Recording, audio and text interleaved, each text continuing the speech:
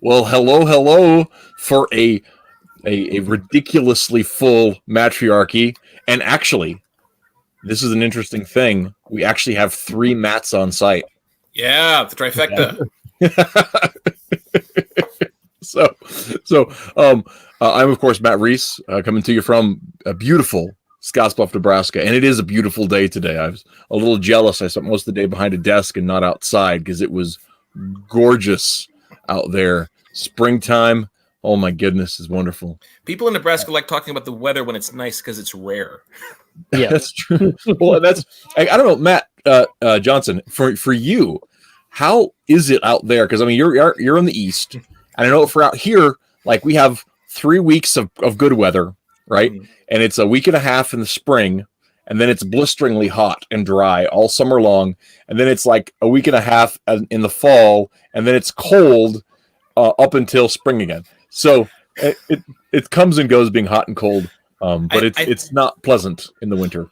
Well, at least where I live, the way good weather works is you get a couple days scattered all throughout the year. You could have it could be 72 degrees in either January or July.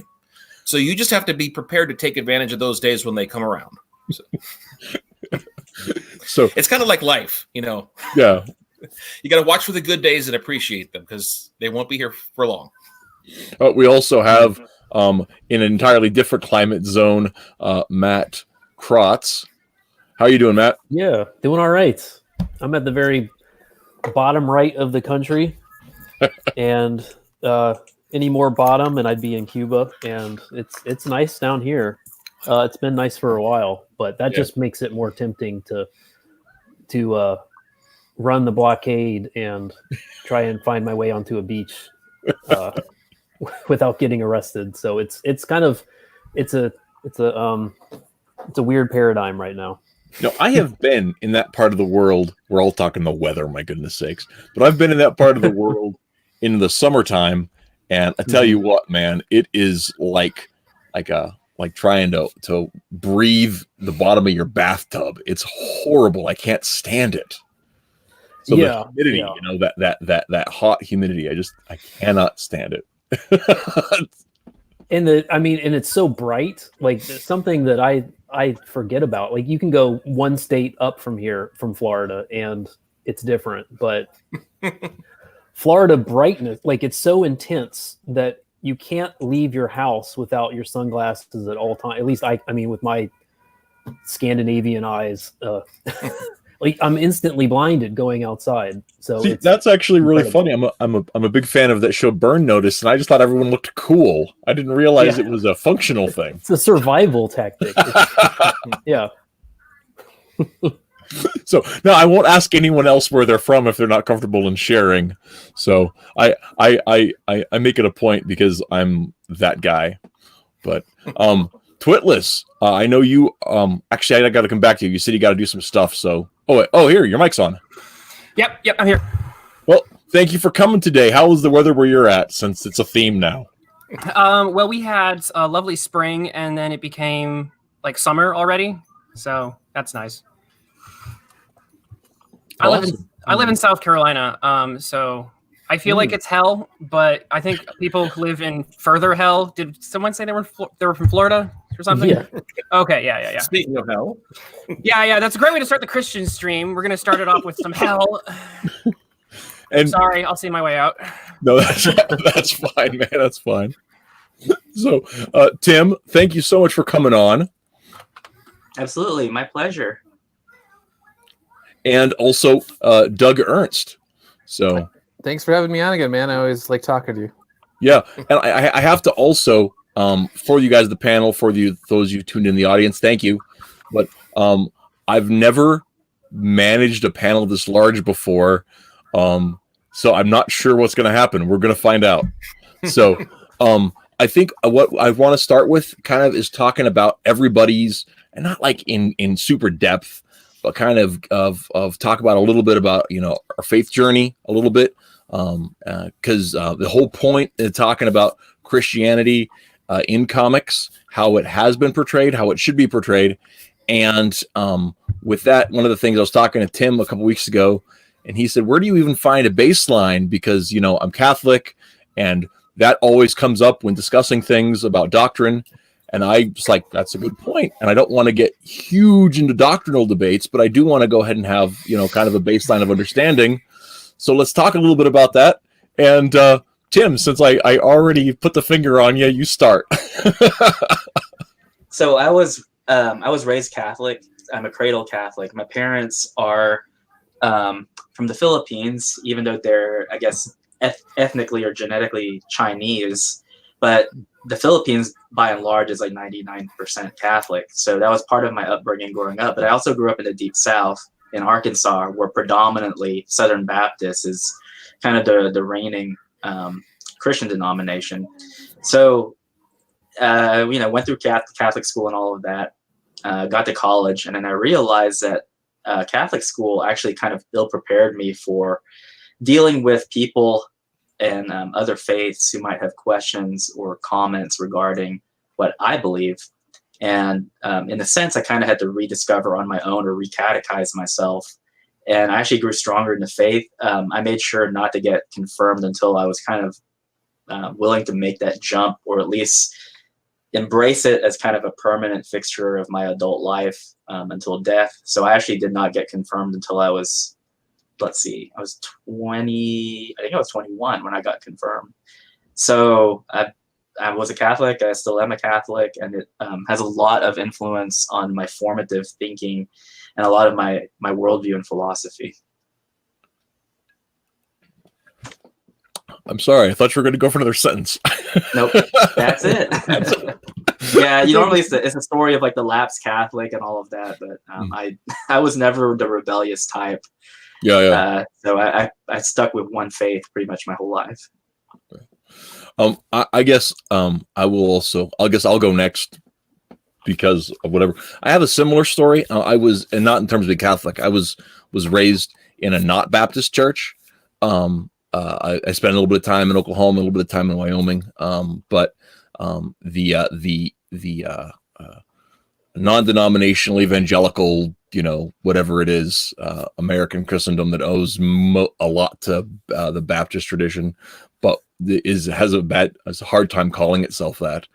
And I ended up being I currently attend a Berean fellowship, but I was actually the associate pastor for a little while of a Calvary chapel, and that's probably the doctrine of faith I'm most closely aligned with as far as what I think the thing points.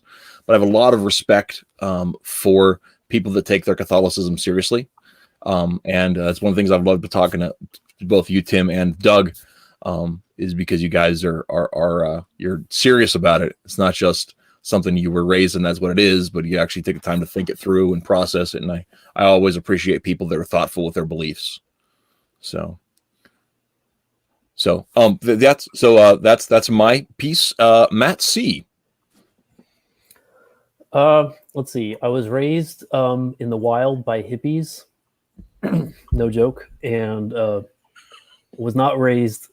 I was not raised Christian. Where I don't know. I was raised Universalist, and then became a Christian in high school. Part of that was trying to date a girl who was going to a Baptist church, and she said she'd go on a date with me if I went to her Bible study, which is ordinarily not a good idea. But I don't know. I guess she saved a soul, and went through. Let's see. I think I started taking things a little bit more seriously when I was dating my girlfriend, now wife, who was Presbyterian, and I started looking into that, and then I became Reformed Baptist, and then Presbyterian now. So that's kind of my journey. Cool. Thank you, Matt. I'm going to go ahead and go back to Doug. Oh, okay, cool. Yeah. Well, similar to Tim, I'm also a cradle Catholic, although when I was 18, I enlisted in the military, and then I became sort of Catholic driftwood for a few years. And then I got out, and then I went to college, and I guess I was still kind of driftwood for the most part. And then as I got a little bit older, at some point in time, I started to take my faith seriously, and I don't know, kind of treated it just like people treat exercise. And it's like, if you don't use a muscle, you lose it. And so I wanted to take my faith as seriously as I took exercise and physical education and, just reading books and every aspect of my life or whatever. So, but yeah, cradle Catholic, and that's about it. No crazy stories though. Of rebellion. Yeah. Well, I'm sure somebody on a panel of 6 people, somebody's got to have been the rebel, right? What about you, Matt Johnson? Were you the rebel? Sorry to disappoint. I grew up in a regular Christian home. We belonged to the to the Covenant Church when I was growing up in Grand Rapids, Michigan, and it was more or less a consistent environment growing up. But I wasn't necessarily pushed. It wasn't pushed onto me in any forceful way. So as I was growing up with my brothers, we were allowed, to basically either walk away or to figure this thing out on our own if we wanted to. But it was, and I've been learning more mostly after high school about faith itself. And also it seems like it's always intertwined with politics for some reason. Faith and politics and worldviews and that sort of thing, and figuring out, even now as I work for a Catholic organization now. So it's interesting seeing all these different worldviews in the Christian realm, how they overlap and how they conflict. Even in the Catholic Church itself, it's amazing how different 2 Catholic organizations across the street from each other can be, depending on whether they're the Jesuit kind or the kind or I don't even know what the different kinds are. But there are different kinds of Catholics and there are different kinds of Christians, and I'm still trying to figure out how they all fit together. Well, yeah, that could be its very own show. But so the only person left is Twitless. Maybe I saved the best for last as far as interesting and intriguing stories. Don't put that on me. Oh gosh. Yeah. So I'm gonna let you down too, but I'll try to let you down softly. So I was initially raised Catholic for most of the life I don't remember, which is like when you're a child, really small child, and then my mother became a Southern Baptist. So what that means for me is I have all the Catholic guilt, but every time I go to confession, the pastor just looks at me and says, "You're just creating gossip." So, yeah.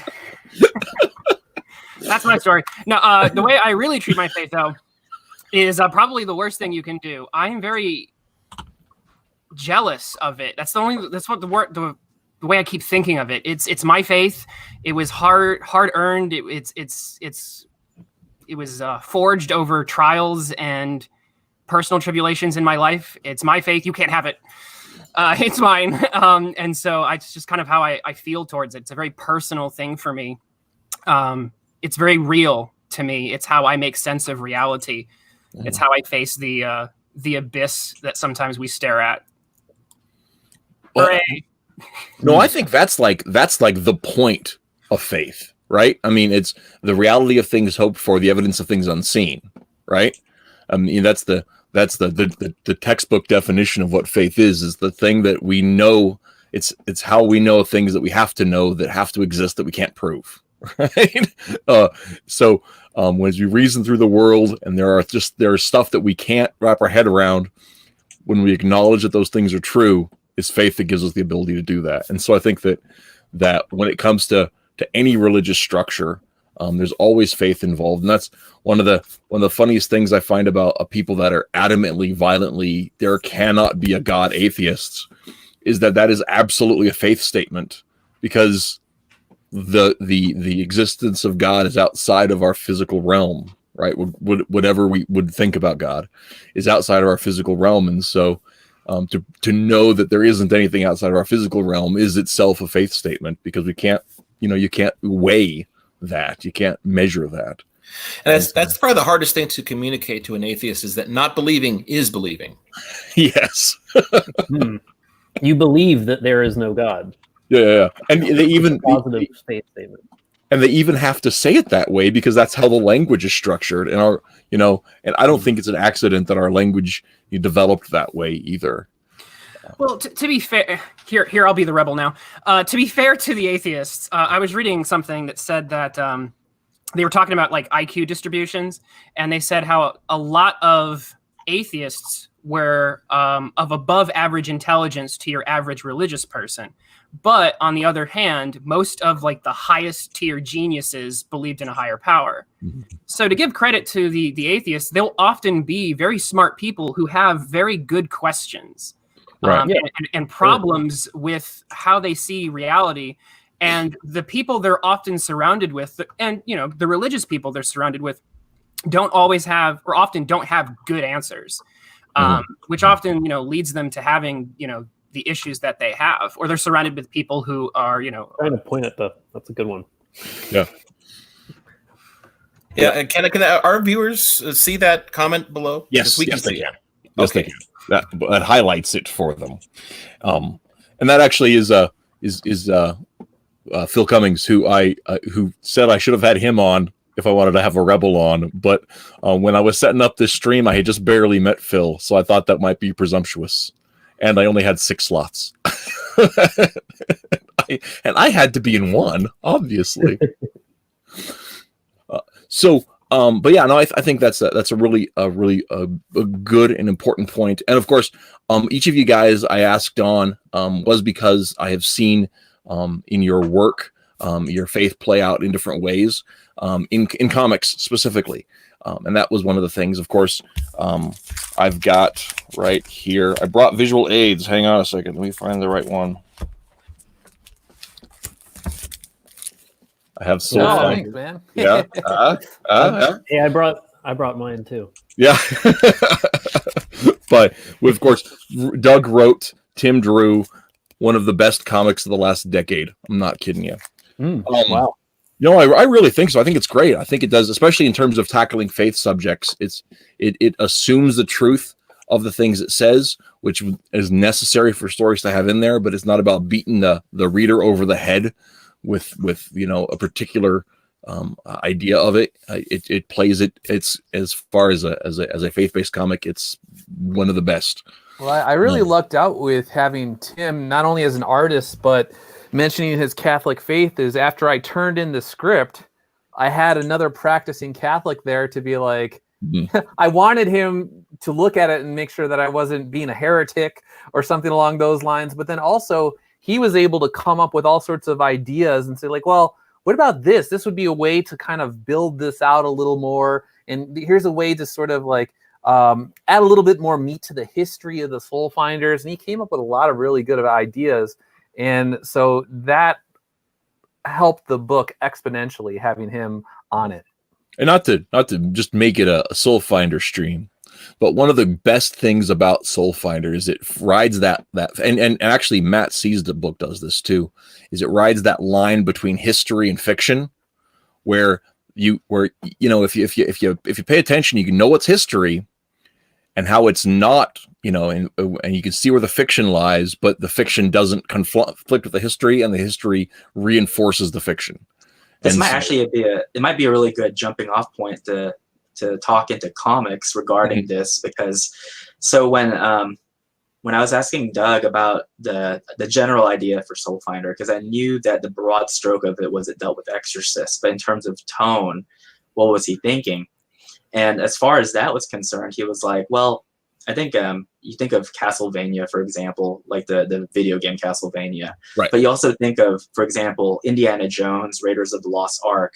And I thought that was such an apropos way of looking at his own work, because it reminded me of this Jeopardy question that was asked one time. It was like, this popular movie franchise has played with these different denominations: Judaism, Hinduism, and Christianity. And the answer is Indiana Jones. Because if you look at it, it's interesting, because I think all three denominations to some extent preach a certain truth, capital T. But if you look at Raiders of the Lost Ark and dealing with the Ark of the Covenant, that could be said to represent Judaism. The sequel, or actually the prequel, Temple of Doom, deals with some degree of Hinduism, and then finally The Last Crusade deals with the divinity of Christ with the Grail Cup.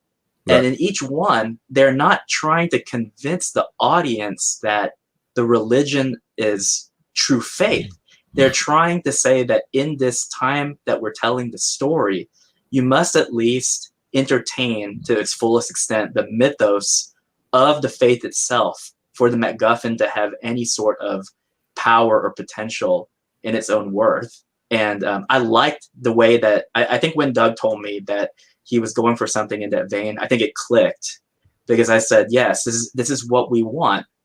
We want to take the faith seriously within the work of fiction, just enough so that the reader can entertain it as a vehicle for storytelling. But the last thing I think we want to do for this particular thing is to proselytize. Mm-hmm. Yeah, and I think that's one of the things. It's really funny this comes up today, but I was watching part of earlier today. Doug Tenaple was streaming with Terry Scott Taylor, who was in Daniel Amos, and he did the music for the Neverhood and for Skull Monkeys. And he was talking about when he was involved with the Calvary Chapel movement back in the 70s and early 80s, and how he kind of ended up kind of moving away from that because a lot of that the folks that were involved in the music ministry were moving on to traditional ministry. But Terry wanted to just be a musician. He didn't think that, evangelism is a bad thing, just not necessarily what he was called to do or what he wanted to do or what he felt was appropriate for the music he was telling. And that was something that he had a real struggle personally with all that kind of stuff. And I think that the same thing can be said of art generally, is that if we're making art to witness instead of making art to glorify God, those aren't necessarily the same thing. And I think that we can muddy the waters by trying to proselytize instead of speak truth. And not that, the gospel isn't true, but that the motivation behind what you do can affect the way the art can be imbued with a lot. So, and I think that's one of the things that I think that if we're artists or even as people that are absorbing and entertaining art, that we need to process is what is the purpose of the piece? Is it to speak truth generally, or is it to try to convince somebody of something else? Yeah, and I think the argument could be made too in terms of which is more effective. For example, I listen to a lot of talk radio, and anytime especially around the Easter season, there's going to be a movie that's like made by Christians for Christians, typically starring Kevin Sorbo or Kirk Cameron. And personally, I don't find that very effective because I feel like it's preaching to the choir. However, I've met several people who maybe grew up in households where Christianity was such a foreign concept that they're actually moved by those types of movies. And so from an anecdotal point of view, it's hard for me to just say that that's not the right direction to go. But on the other hand, I think that I think you worded it better than I could. There's just a subset of creators who feel that we can move the human soul by speaking truth in works of fiction, not necessarily using it as not necessarily using it as a blunt instrument, so to speak. And I just think it's two very different approaches to dealing with it. I think the same could be true for political material. Correct. And that, that's one of the things that people like. They don't want the propaganda, but I think there's also a place where, you like the red meat politics in your stuff too. I know, like an example where this didn't happen in Civil War, right? In Marvel Civil War, the movie, I wanted a moment at the end for Steve Rogers to grab Tony Stark by the shoulders and shake him, saying, "This is all your fault. Stop blaming me for your fault." But that didn't happen. And that wasn't really even heavily implied, and they ignored that tension in all the other movies. And I think that's actually the moment the MCU died, but that's a whole different debate. But I do think that when it comes to religion in comics, how it has been portrayed, I think you kind of have there are a few cases of people that have done it really, really well, and a lot of cases where people have done it like to the point where it's super sappy, cheesy. And for some audiences that's great, some audiences that's not. And then you have a lot of instances too where Christianity is actually held up for scorn in a lot of your mainstream comics, and that's one of those things that I think can be a real, I don't know, it's a problem, because I know that, like, you know, when you have that situation happened what was it, a year ago, when what's his name was doing that Second Coming book. It was supposed to be for Vertigo and Pace. Was it Richard Pace, I think. Yeah. And he ended up, you know, pulling it from DC and then publishing it, you know, independently, which, you know, good on him. But it was so derisive that, you know, you had a whole bunch of fundamentalists. They got up on their hind legs about it. Which, you know, for good or bad, I have no problem with free speech, and I don't think that, you know, he voluntarily pulled the project. I don't think there was anything untoward about that whole ordeal, but you know, it does, you know, that kind of thing kind of blends the line between, you know, it seems to blend the line between art and mockery, and where that fits in. And of course, I don't think, anyway, there's a whole thing about that, but yeah, somebody in the chat does say Richard Pace. Thank you, Raging Goblin. Appreciate that. So, ta-da. Oh, I just noticed your icon is an actual goblin with a killing pompadour. I like it. So, so yeah, and one of the things that I know that Matt and I were talking about earlier, Matt Johnson and I, got to be specific, was that some of the first stuff that we're talking about, really on the nose, really over the top kind of material. And he reminded me about the Spire comics, and I have one here. Yeah. Should I bring it? I brought some of my own here. Yeah. Back in the day. Yeah. These are, and what's interesting about some of these, I don't know if I should introduce these at all, but back in go for it.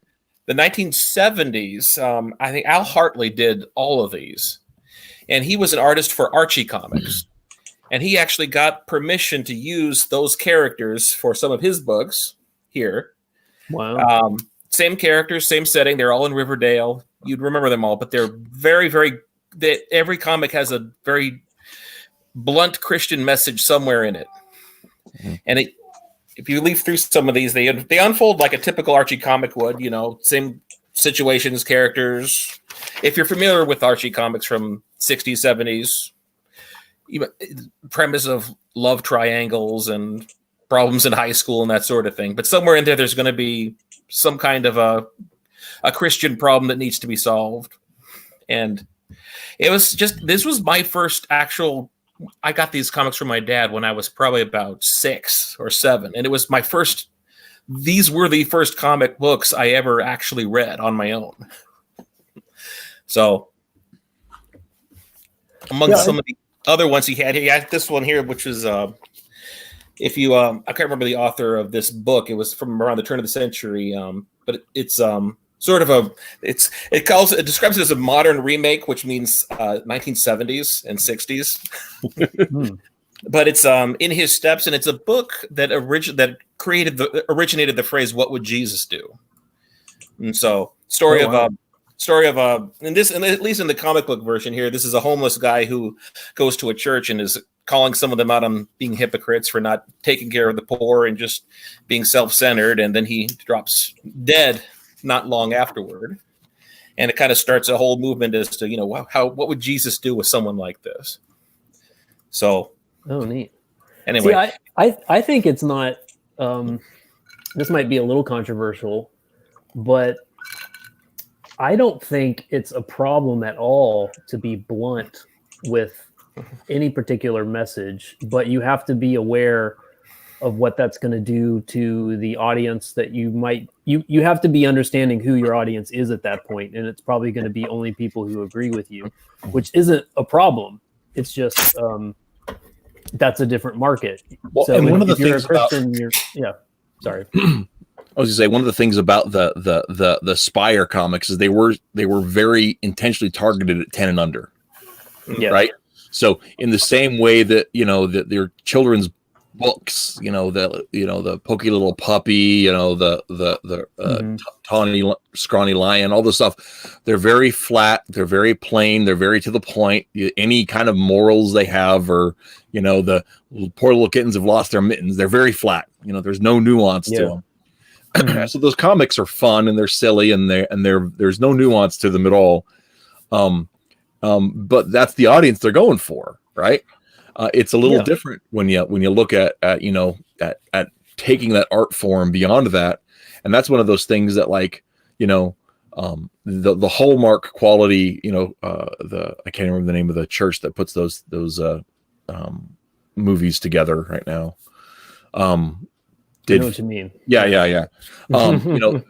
There's a market for that the people that want that kind of red meat kind of stuff, but it's affirming to folks that already agree. It's not a thing that typically changes minds, unless it's somebody who, like, I already agree with your belief structure, but I'm not following through with that. Because and then the other thing about a lot of those types of movies too is how everything works out at the end. It's a little too storybook, whereas and that's one of the things about that I've really appreciated with seeing the end of Soulfinder is how, one thing got solved, right? Everything, there's still a lot of trouble on the table. One thing got solved. It's one of those things where, so for the stream here, you ask what it should be. And my thing has always been, I want an equal playing field. I want whatever kind of Christianity you have or you put in your book, you should be able to get into the store somehow in some way. And I just feel as though there's all these obstacles where the Richard Pace Second Coming sort of book, that's welcomed. Yeah, come on into the store. We'll have that all day, every single day. But if you have any sort of... And it's blunt, too. Yeah, but anything that actually sort of champions Christianity, then all of a sudden it's like, and then there's X, Y, and Z, or a million reasons why maybe you shouldn't be in that store, or you just don't get in, or whatever. And there's just a reticence to be able to accept a whole slew of different takes on the Christian faith. Yeah. I'm going to put this question up here. Raging Goblin, I definitely want to get to that. But we're still in the... Oh, sorry. I'm sorry. While we're still on the topic of Al Hartley, I just wanted to bring up something totally relevant. But how do you share screen? Okay, I have your screen up here, but I think it will drop Matt Johnson off if I pick it up. Oh no! Oh, will it? He should be able to come back on after. If we want to do that, we can. Oh no! I didn't know that I was going to do that. Okay. No, it's not a problem when you have like 3 or 4 people, but I think it limits it to 4 with the screen share, I think. Oh, does it? Okay. But there's this Al Hartley did a Jesus comic. That's one of the early comics that I read as a child. I didn't even know who Al Hartley was until even recently to connect the dots. But one of the reasons why I wanted to share the screen is just the technique of the comic is very interesting because, and even as a child, I noticed this. Every single word balloon ends with either an exclamation point or like 3 question marks. Everything is emphatic. The entire story of Christ our Lord is just every single word balloon. It doesn't matter if someone's basically saying, I love that. He just loved to just put not just even 1 exclamation point, but 3. And so, constant yelling. Yes, exactly. And so when Nicodemus, so when Nicodemus is talking to Jesus, it's like 1, 2, 3, everything. Can I be born again at my age? Question mark. It puts, and it's interesting just from a technique point of view. Because sometimes the story of Christ is very muted, I would say. But this version, just from the lettering alone, this version of Jesus just had like 900% more emphasis. Well, and that's actually kind of an interesting thing because Peyo in the Smurfs did a lot of that kind of stuff, where it had this so much emphasis on so much high excitement on it. Of course, it was a fantasy comic anyway, but that's not something that I think I remember from reading those old Spires, but I'm sure that I have. He took his. I mean, it definitely puts a lot of he took his faith seriously. It seems like when you're reading it. Well, and it's one of those things too that, like, certain some folks catch flack for wearing their faith on their sleeve in their real life, and then still people don't support their art, right? And I think, and that's one of the things that's really crazy is that Al Hartley clearly here he had an avenue to proclaim his faith through his art, but that didn't, stop him from doing your regular, Jughead comic, your regular Betty and Veronica that he was doing on the daily, his dedication to his craft certainly informed his daily work, but it wasn't about, he wasn't out there to pick fights. He was just out there to share something that meant something. And I think that's an important thing. And one of the other things that we're talking about subtlety too, that I wanted to bring up since we're on the subject, one of the least subtle comic artists that has anything to do with Christendom, of course, everyone knows of Jack Chick and his tracts, right? Yep. For good or bad. I don't want to, the thing is, one of the, probably most low key and honest, it's kind of in the vein of how you handled faith in Soulfinder, Doug, that I have is actually a Jack Chick floppy that I picked up. It's called The Crusaders here. Wow. And it is about smuggling Bibles behind the Iron Curtain. Yeah. And it is, and his art is next level in this thing. Let me see if I can find a really good page on here.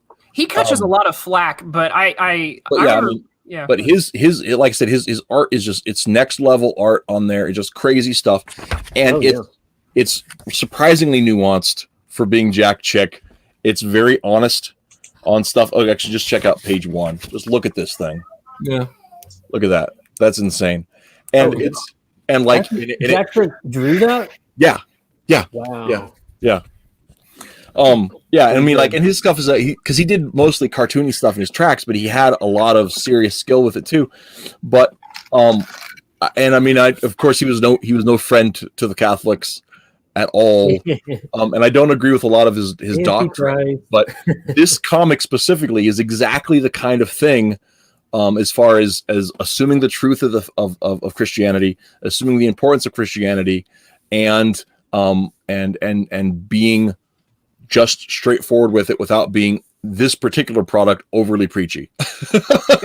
One of the things that I wanted to do with Soulfinder was I wanted to basically write it kind of like an onion and have all these different layers. So if someone just wanted to see a giant python go up against a priest or whatever, that sort of thing, then, and they were an atheist or whatever, they want to just see things as a metaphor, like that's fine, that's cool. But no matter what level you sort of tried to drill down to, if you wanted to explore the faith and you Googled X, Y, and Z, that's actually a real prayer, or that's actually, exorcists actually use that when they're performing an exorcism, or you just keep going down. It's like, he's actually faithful to the Catholic Church in terms of the teachings. And so it's really up to the reader on what level they want to go into the story. And that way, it's like nobody's going to say like, you were beating me over the head with this message, or you're trying to convert me to Catholicism. It's like, no, I'm inviting you to look into it if you want, but if you don't, then I'm not going to hold it against you. Can I go out on a limb and actually defend Jack Chick for a bit? Because I think he gets so much flack, but his stuff is the best EC comics you will ever read, bar none. And it actually brings up an interesting point that I thought it would be cool to bring up, which is the fact that Christians do horror better than any other writer. Prove me wrong.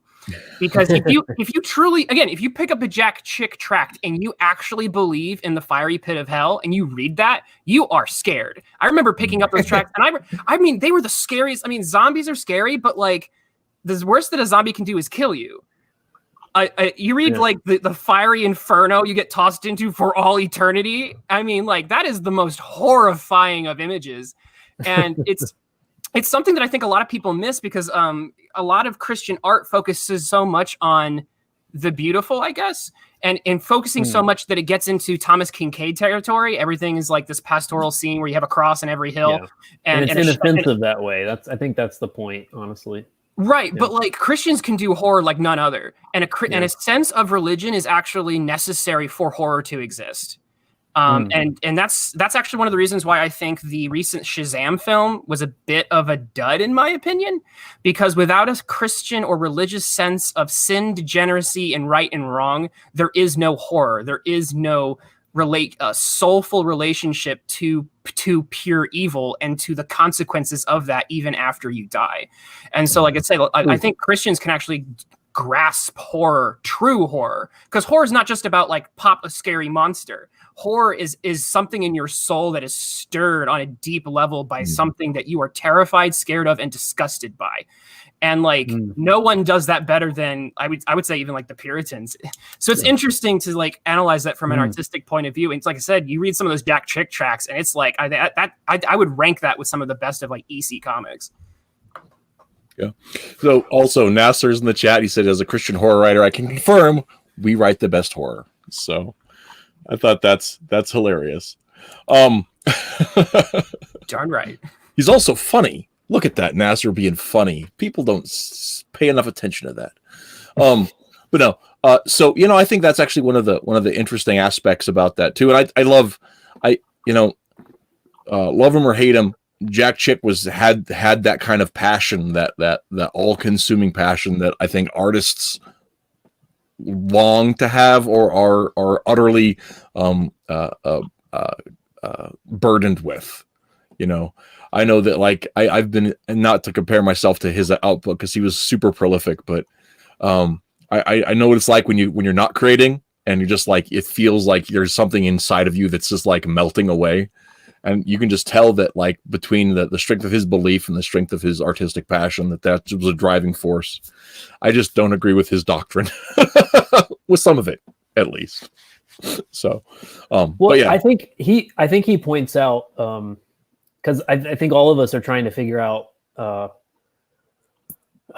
like, how to be Christian in a pluralistic, like multi-background, multi-religious belief culture that all Christians have had to operate in all times. And I think maybe the default is to say I don't know what it is. Like, I think it's probably what we learned in the 80s and 90s in a lot of our churches, Catholic or non-Catholic, that it's better to not be too on the nose, because that's going to be more appealing to people. But I think the better way forward, probably, honestly, is to say, and here's me trying to be controversial, it's okay to be as straightforward as you want about any particular belief, but you have to be okay with other people being just as straightforward as well in a different direction, I guess. And so that would be the sort of liberal, free open marketplace that it sounds like Doug Ernst is describing. It's not a place where everyone is holding their tongue so that they don't, so they can maybe slip in a bit of truth through a fairly non-offensive, neutral story, but they can have very, very passionately told, very strongly convicted stories, but there's a space for everyone to be able to do that in all directions, which we don't have currently, obviously. Doug Ernst knows that better than anyone. So yeah. You will not be finding Soulfinder at Walmart, which is a real shame. Yeah, and one last other thing. Is it though? I wish, because Soulfinder, I will say this is super Catholic. This is a Catholic comic. And I wish there were more like it. And I wish Miss Marvel, when Miss Marvel came out, I was thinking Miss Marvel was going to be this because it was marketed as a Muslim story, and it's not. It's a great immigrant story. It's not a story about. I mean, everyone else but her is Muslim, and it would have been cool to see her to be as Muslim as Father, is it Ritter. Renner? I Ritter. just finished it today. Sorry, Father Ritter is here. And, well, I don't know. Well, maybe Marvel couldn't even touch that. But I'd like to see stuff. I'd like to see this on the shelves, and I'd like to see other people having just as strongly held convictions as Pimlin. Well, my thing with like Marvel and DC or whomever, I just want the writers, if they're not Christian or if they're not Muslim or if they're not Buddhist or whatever, there's a certain amount of research if you're trying to be professional that you should do to make the characters believable. And when I read a Daredevil story and Matt Murdock is doing his Catholic thing, but they're getting the Catholic thing all wrong, and it's like, well, could you have at least got the basic sort of things right about this? And so it's like I felt annoyed that, okay, it's like, well, one, if you're doing the priest and then all of a sudden he's like the mustache twirling villain at the end of it, like, whatever, I'm used to that. But then when you try and kind of sort of do it right, and it's this watered down thing, but you're not even getting it right. So it's like, I just wanted to see a priest on the page who was some sort of fair representation of what my faith is, what I grew up with anyway. I am so glad that Doug, that you brought that up, because one thing that I've been thinking about a lot lately, it's like, okay, so I know people talk about this with music, but it's really easy to see this when you look at other cultures, right? So like I hate to be stereotypical, but like if a white person was trying to write like African culture, right? Even if he did a bunch of research, there would often be criticisms and warranted criticisms of there's something missing. You didn't live this. And because you didn't live this, there's something in the soul, like if it were, music or whatever, that's missing. Like, I can't necessarily, even with research, I can't necessarily capture, Highland bagpipes. Like that's something that, like Highland culture, Highland life, you have to live it. And the same thing goes for the religious experience. You have to kind of live it to really do it justice. And so it's annoying, but it's also kind of fascinating to see how a non-religious person tries to embody an experience that goes beyond human comprehension. And see, and that's actually one of the things that I think is really compelling about one of the other visual aids that I brought, that is surprisingly, because I know the author doesn't agree at all, but Hitman is is I think a really interesting case study, because Tommy Monaghan is a lapsed Catholic, right? He's somebody who grew up in the church and believes the moral guidelines of the church, but doesn't, think that redemption is possible for him. So he's decided to take as many bad guys out as he can before he dies, because that's his version of justice, right? So it's informed by a misunderstanding of dogma, but it's a misunderstanding that like tons of people have, right? And so it's a belief structure that is based on falsehood, but it's a belief structure that is understandable and still mirrors the so many people that understand that, the basic idea of moral guidelines at all, the pre-modern idea that morality has a long-term consequence. And so that's one of the things that, Garth Ennis is he's very skeptical, very, very derisive of religious practice. But at the same time, like it's while it's not accurate, it's a deeply religious book. Aside from, all of the exploding bodies and swearing and, that kind of thing. Just to contrast a little bit, has any of you read Robert Crumb's The Book of Genesis? No. Oh man, I've always meant to. Tell me more, Matt. Tell me more. Well, I've got a copy in the other room. What's interesting about it is that he was raised Jewish, I believe, but does not believe in God in any meaningful way. But he has a strange respect for the biblical scripture, the Old Testament. And as a passion project of his, he decided to just illustrate the entire book of Genesis. And I mean, everything, including genealogies and whatnot. And it's an interesting read, because I wasn't sure exactly, knowing the other kinds of comics that Robert Crumb has done, I wasn't entirely sure how he would be treating the Book of Genesis, but he extremely, I think, very reverently recreated it in a comic form. Mhm. Oh wow! And of course, when there's nudity in the Book of Genesis, he has nudity. He's definitely not. He is still Robert Crumb. I don't think he you're is gonna Robert get away Crumb. from that. Yeah. But here's the other thing: he's not as explicit as he has been in other comics that he's done before. Okay. He could have taken it to different levels and not even deviated from the scripture all that much. Oh yeah, they got the whole Daughters of Lot or situation with that. Oh yes. Oh my goodness. Have you ever read the Brick Testament?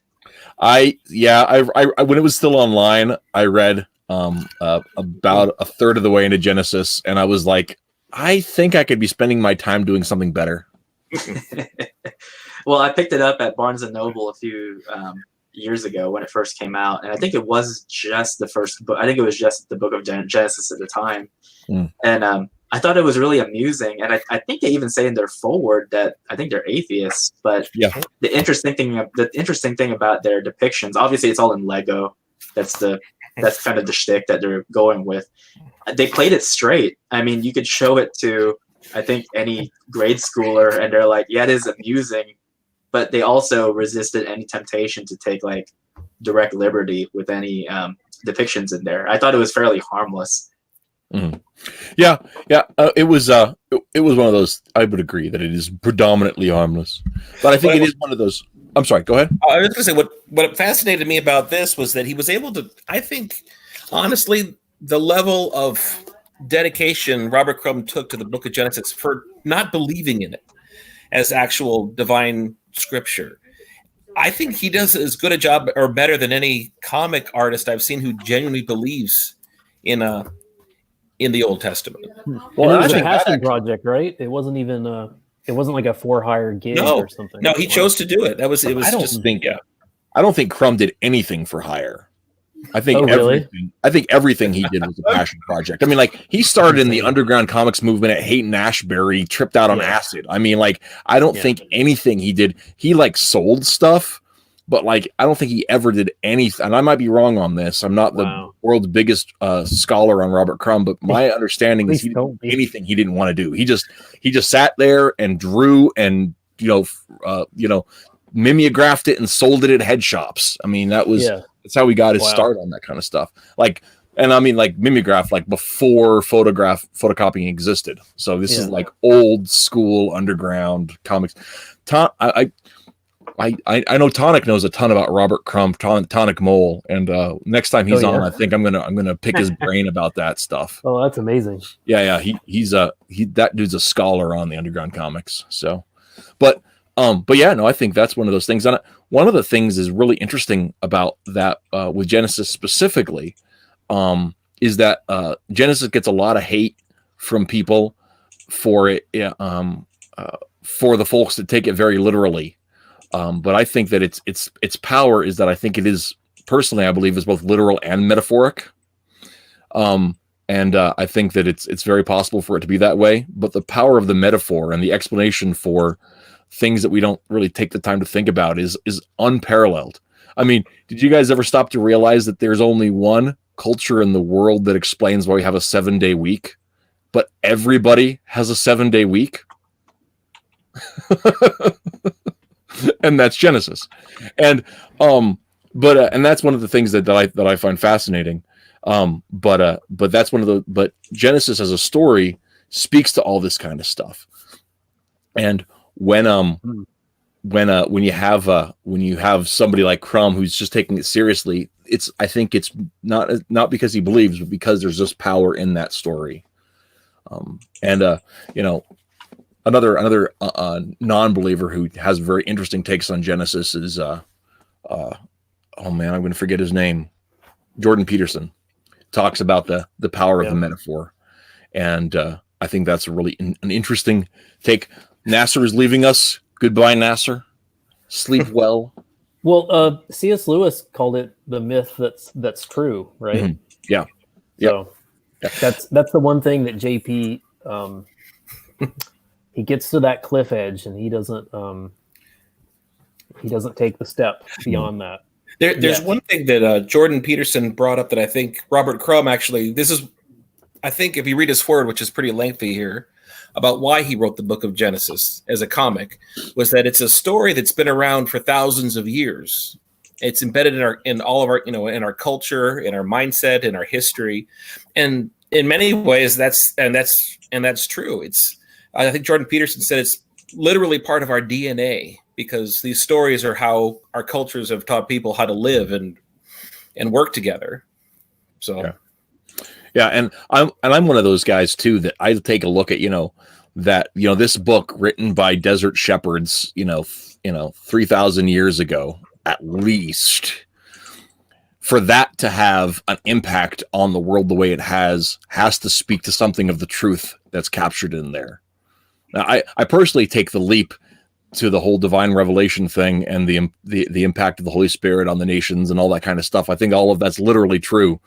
But even if you don't go to that level, just looking at the bare facts that, that the humble beginnings of the writ to have lasted and impacted the way it has to speak to some sort of underlying truth in there.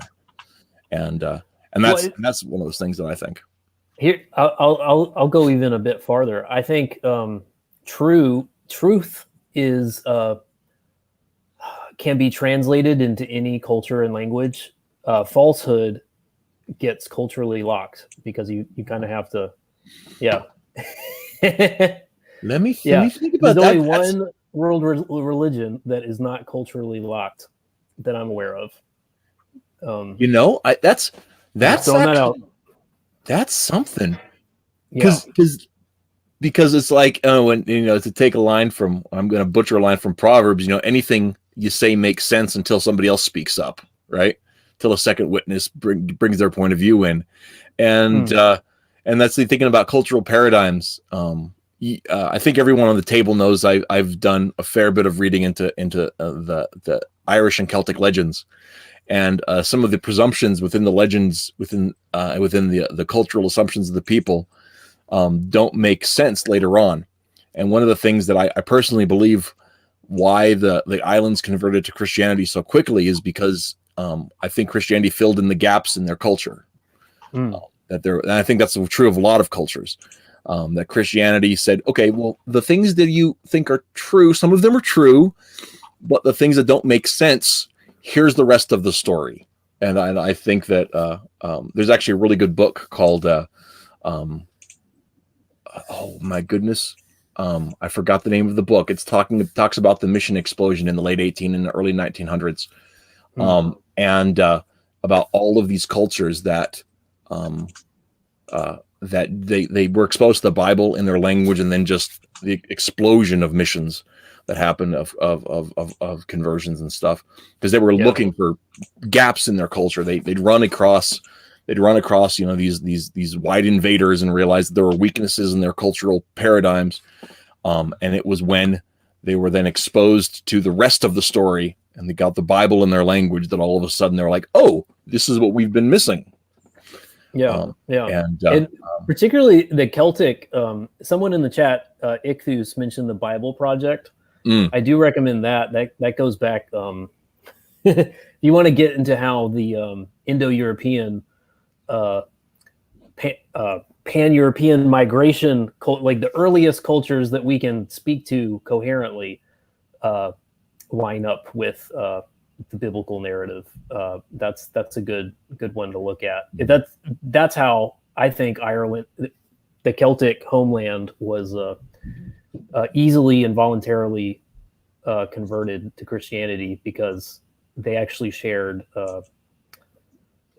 mythic content with the Near East, with shared people groups. Anyway, that's a whole other thing. Well, that's something that you probably would be interested in. But. Well, yeah, and I definitely think that there's something of that, and I think that part of it is that there's, from my perspective, I believe in a monist picture of the universe, that there's really one story and there's one way that things actually work. Right, the universe has one shape, and so as people who are generally seeking truth, they're not going to be able to find the whole truth, but they're going to find chunks of it. And so it's just like there's, judo and Cornish wrestling have moves in common because there's one way to throw a guy over your shoulders, right? The human body only bends a certain number of ways. They have that? I've never heard of Cornish. That wrestling, sounds like something I'm going to eat at Easter. That's amazing. Yeah. Cornish wrestling. Cornish wrestling is it's at least 1,000 years old tradition from. Oh my goodness, I love Britain. that. Yeah, it's a whole thing. But that in judo have a lot of similarities because there's only so many ways the body bends. There's only so many ways you can shift the momentum. There's only so many ways you can throw a guy over your shoulders. The same with Eastern and Western boxing. There's these things that are in common, even though they look very different. When you break the physics down, you break the body mechanics down, some of that. And I think our thoughts, our ideas, our hearts, our things find that. So when you have these, when you see the teeth of the universe fold in together, as though it's a giant machine, it's because I believe it's a giant machine. And so I think that's why, one of the things that somebody in the chat earlier was bringing up, the implicit Christendom or the implicit Christianity of Lord of the Rings, how it doesn't talk about Jesus. It doesn't talk about the God of the Israelites. It doesn't talk about confirmation or baptism. It doesn't talk about any of that kind of stuff, but it's a profoundly Christian, it's a profoundly Catholic story, right? Because it speaks to these universal ideas, and it layers them within metaphor in ways that makes them seem it connects to it, and so it's a true story, and that's why it has so much power to it, I think. I wish I could remember it, but off the top of my head, but there's a YouTube channel that covered Lord of the Rings, and it was like billed as some sort of like in-depth analysis of it, and they don't even mention the Christianity at all in the reviews. And then in the comments section, you have people like, dude, that's fine if you're not Christian or whatever, but how can you do like the ultimate Lord of the Rings take or whatever and not mention it? So like, that's the kind of stuff that like irritates me when you see these sort of, it's like they're so afraid of anything even touching on faith that they will go, that even when it comes to Lord of the Rings, they will try and expunge Christianity from the conversation. And those are the things that get under my nerves. It's one of those things too that, coming back to the touch on the politics side of it just a little bit, not in terms of like, who's going to be president, whatever, but Tim, you've gotten a lot of flack for your Trump books. And one of the things that I think has been unfair about it is that people assume that just because you're telling a story favorable to our current president, that somehow vilifies the actual entities of being a people, when Trump doesn't actually have superpowers. So that's one of those things that it's just like, well, obviously we're taking some liberties with all of this. Now, the reason I think this relates to Christianity in terms of art, right, is that you're telling a story that with Trump, where it's all metaphor, it's made for a laugh, but you're layering real events on top of silliness, right? On top of things that, and so the stories themselves have a ring of truth, even though Brett Kavanaugh is not super powered either, right? He does like beer. He does like beer. That is true. But there's that where just in the same way that I think Lord of the Rings resonates to people because it speaks to truth. I think your Trump books speak to people because they speak to a truth too, even though it's maybe a silly truth, or exaggerated to the point of being humorous. I think you could take a look at it this way, since you're on the subject of Tolkien. You look at the Lord of the Rings, and it doesn't speak. It doesn't speak literally of the God of the Israelites or the Christian God or the Catholic perspective of things, but it's a profoundly Christian and Catholic work, just in terms of how you dissect it and its elements. Now you take his contemporary C.S. Lewis, who arguably created probably the second greatest work of fiction amongst themselves as contemporaries, Chronicles of Narnia. It too has a fantastical element, but it is obviously more overt and rooted in Christian mythology or mythos, takes itself seriously. Aslan the Lion is essentially kind of it's what Mark Pellegrini calls Earth 2 Jesus, where it's like he is the lion that is basically the son of of divinity incarnate. Mhm. And the irony about it was we had to read that in high school, and it was a quick read, The Lion, the Witch, and the Wardrobe. And it wasn't until the teacher actually pointed it out, like, did you guys notice that the lion is Jesus? I was like, whoa. Like, it didn't occur to me the first time I read it through. I just thought, oh, okay, he's referring to how, like, we know him by another name where we're from. Wink, wink, nudge, nudge. And so when we look at, like, our Trump parodies, it's ironic because, you know, we've been talking about, like, do you create a work of art that's persuasive in nature, or do you do something that's more blunt, open, honest, and kind of very honest about what it is? And in doing the Trump books, it's the latter, which is ironic because that's not my preferred method of storytelling when it comes to, say, religion. But you're right. It is profoundly, it's not profound, but it is metaphorical and satirical, and we're very upfront about it. Like, if you don't like the president, you're just not going to like our books. But I have talked to people who have bought them and don't like the president and still think it's funny.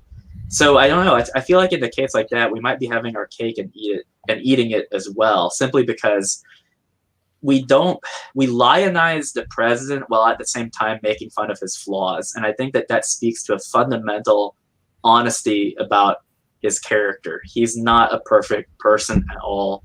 Very flawed. One would argue has actually lived a fairly immoral lifestyle. Mm-hmm. But there are things that he's overcome and aspects of his personality that are endearing. And I feel like that in some way, that's what separates it from being propaganda. Mm-hmm. I think a propagandist would actually try to whitewash a lot of his imperfections, whereas we, rather than do that, we kind of just embrace it as part of a character who is, like, not Trump, because it's kind of the funny thing about it is that the word Trump is actually never mentioned once in any of our books. It's just, oh, if you're seeing it in that character, that's purely coincidental. It's another character named Walmart.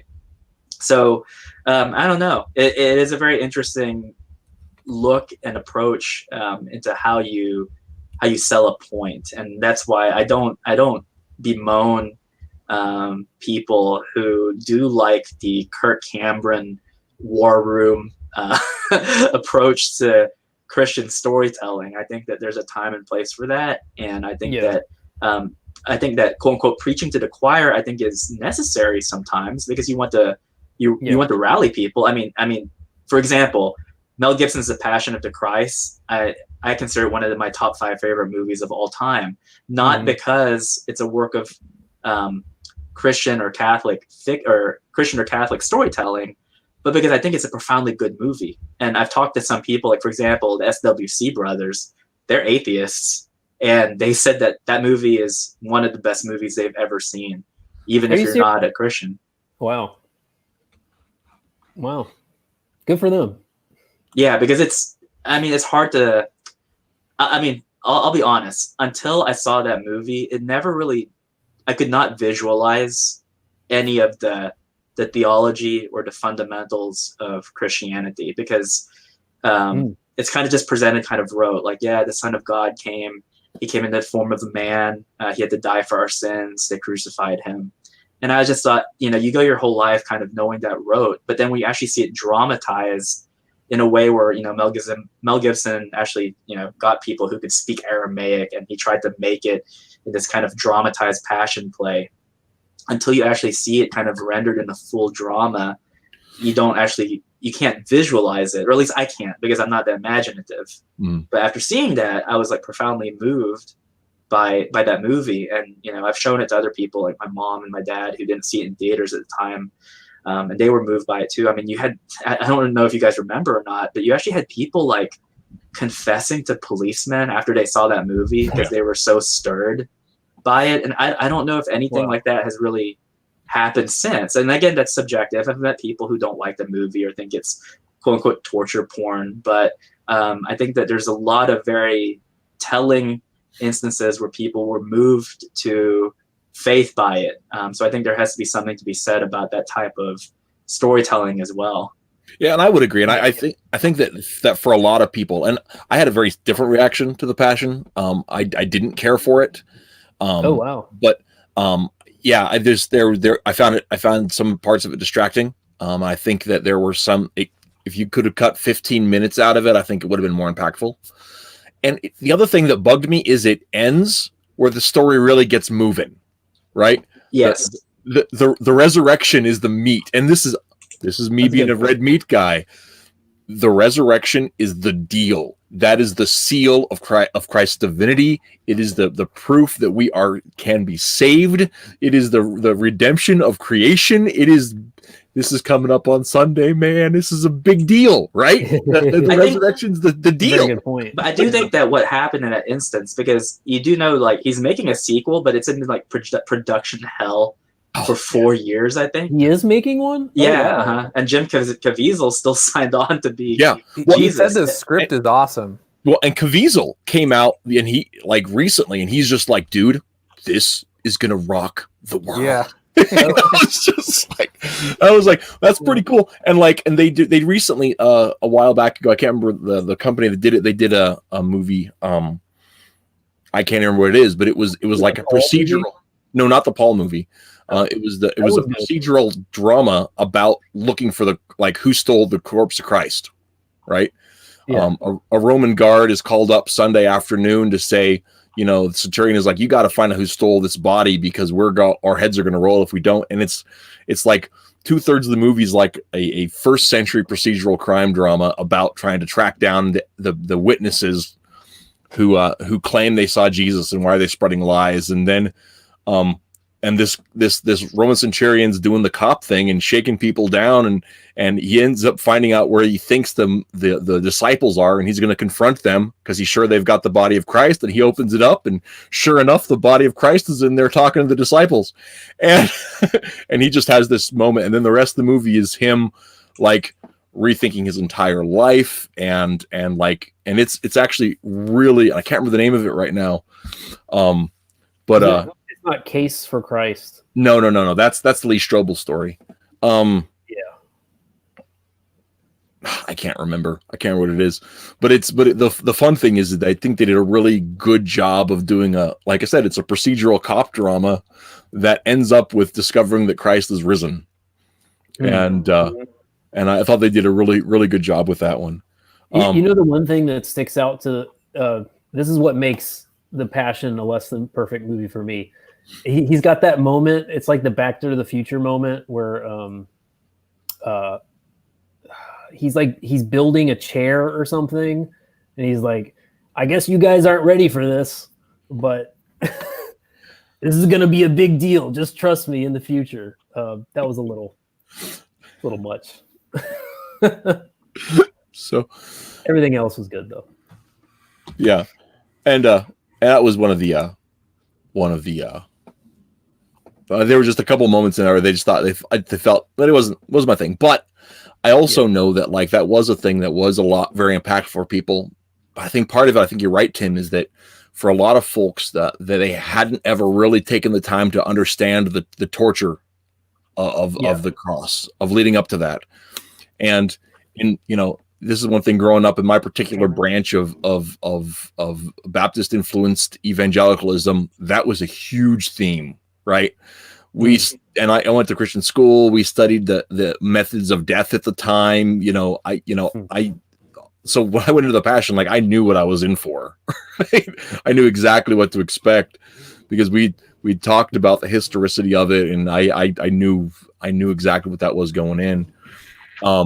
And so I think a lot of people had no idea that, what death on the cross, what the scourging, what the all of that stuff went through. Well, people don't even know that it was so barbaric and so painful that they often had to cut the tongues out of people because they were so loud and they're moaning and they're screaming and all that sort of stuff. Mm-hmm. And so with Christ, he was just silent.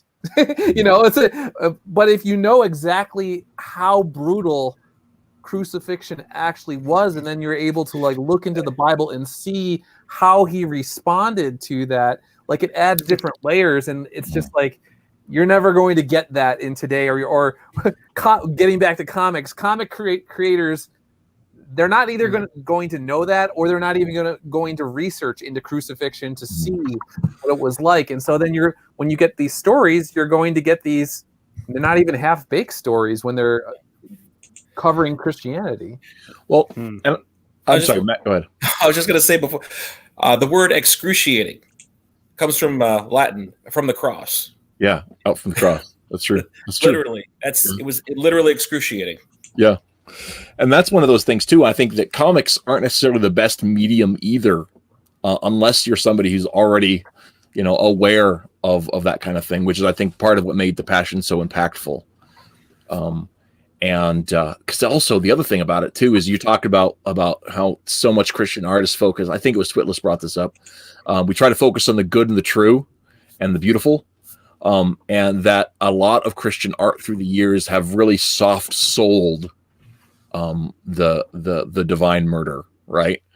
And that's one of the things that I think that The Passion definitely has going for it, is that it was naked in its portrayal of that.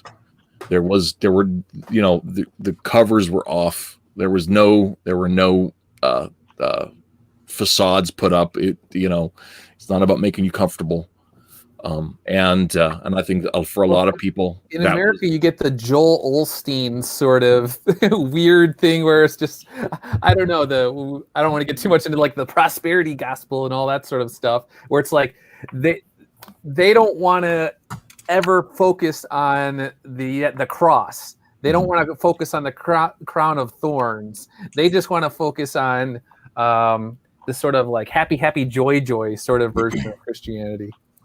Yeah, the interesting thing, I was trying to do a little background reading before we started today about Christian poetics, and I mean the history of the Christian approach to art has a very long and controversial history, like within Christianity, of what you're supposed to do with it, and part of it is because, and this is another thing that is very different between a Christian author and a non-religious author, a person who doesn't believe in the religious dimension, is how your perspective on reality is very different.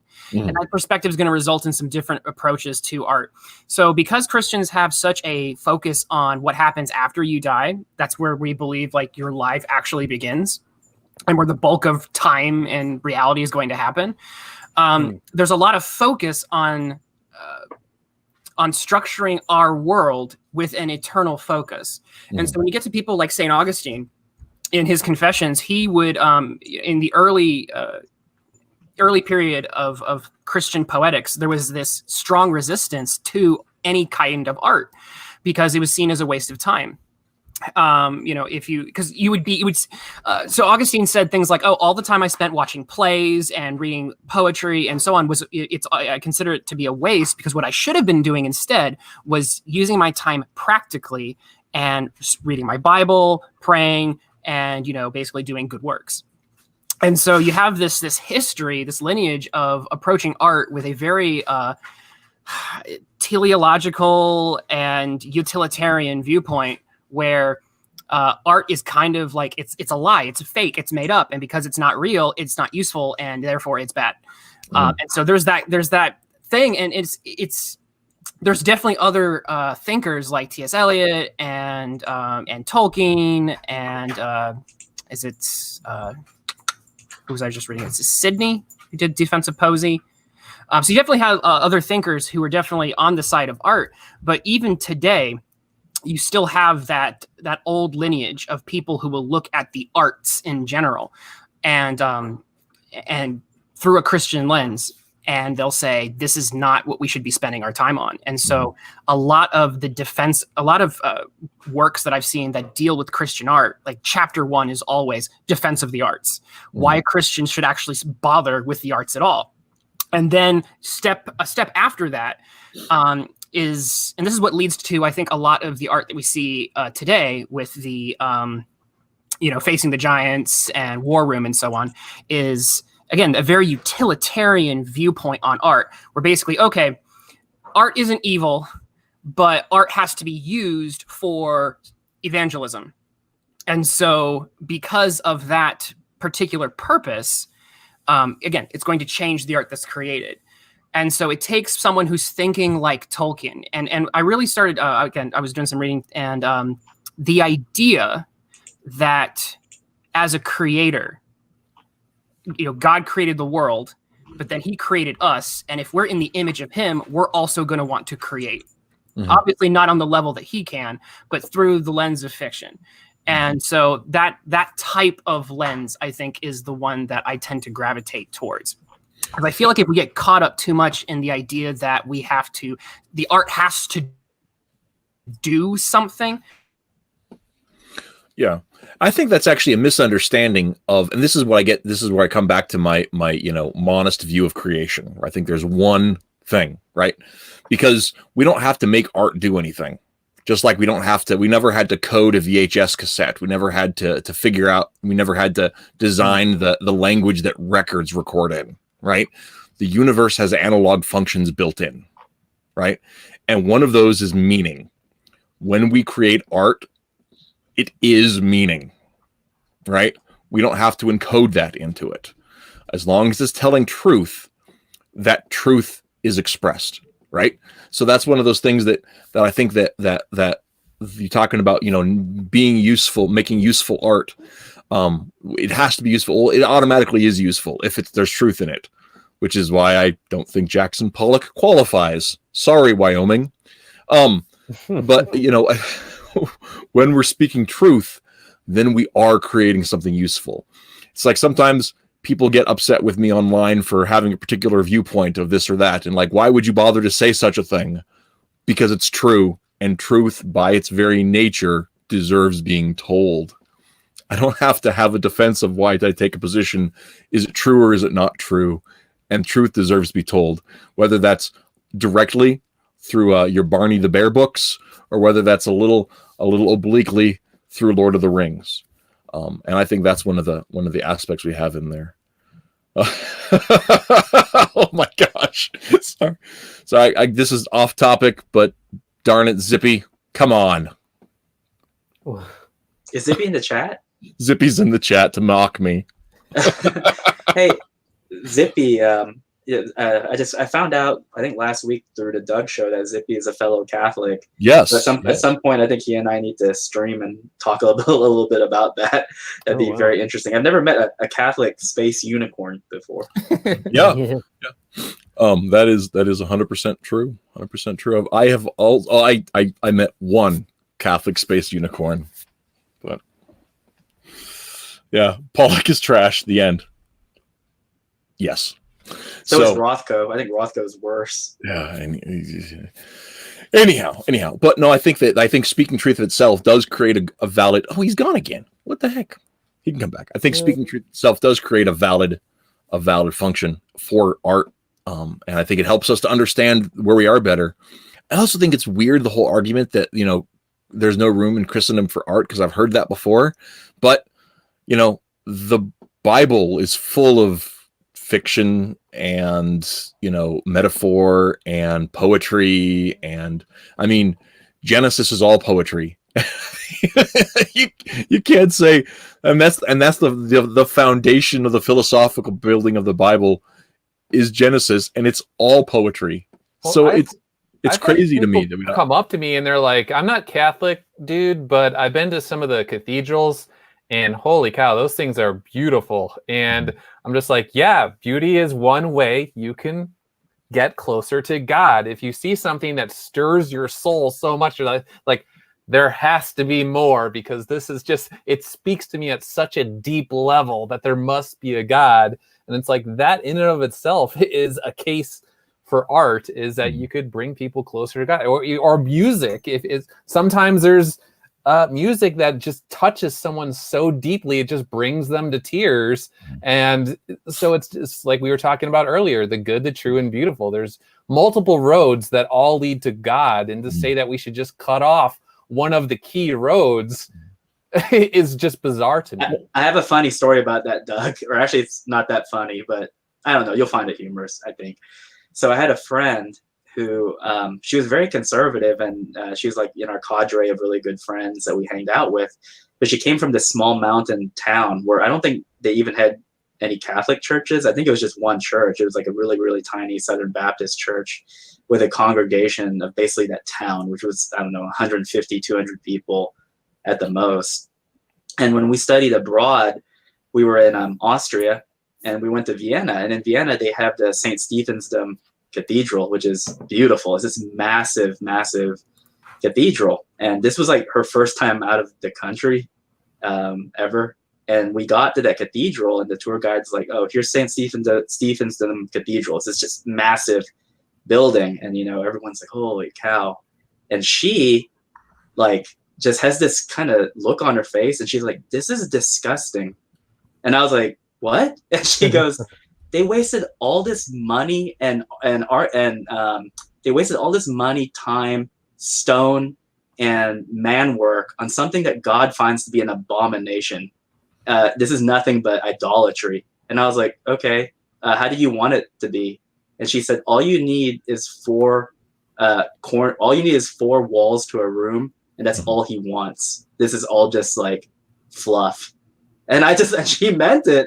And I thought, okay, well, but see, here's the thing, not to put her down, but it really brought up this kind of weird cognitive dissonance in my mind, because it was like, if that type of beauty is a universal beauty, that there's no way you can turn that corner, see this magnificent cathedral, and not have your jaw drop just based on the architectural feat of it, and the spires reaching to heaven. If there is like this little country girl who could turn that corner and say, "Ugly piece of shit," and mean it 100%, then does that mean that there is no beauty because one person objectively does not find it beautiful? I mean, that really like gave me a big case of cognitive dissonance, where I was like, I have to formulate my opinion better, because that's a weird one to me. Yeah. And you said she's Catholic, right? No, not Catholic, okay, Southern Baptist. Yeah, of course. Yeah. And that's actually one of the things that I think is actually really interesting too, because I've once again I've heard that opinion, and I played with that around the idea for a little while too, until I did a little more reading onto a lot of how those cathedrals were built. A lot of them were built by the people of the parish, scraping and scrimping to make something that would be close to the affection that they had for the divine, right? To reflect that greater beauty. And I think that says a lot too, that you have this desire to do your absolute best for something greater than yourself. And it's like one of the things though that it comes back to, and I mention it because I just think it's such a profound thought, but that Doug Tenaples talked about how, like, he thinks that his art, he tries to have these high ideals, and I feel the same way. We try to make the best stories, to make the best kind of things we can. But it's trash, and it's just garbage. It absolutely is. I mean, and even if you're when you look at, like, when you compare the most beautiful cathedrals in the world, to a mountain, just a mountain forest, it's just still like, God spoke, and it's better than 1,000 lifetimes of human achievement. You know what I'm saying?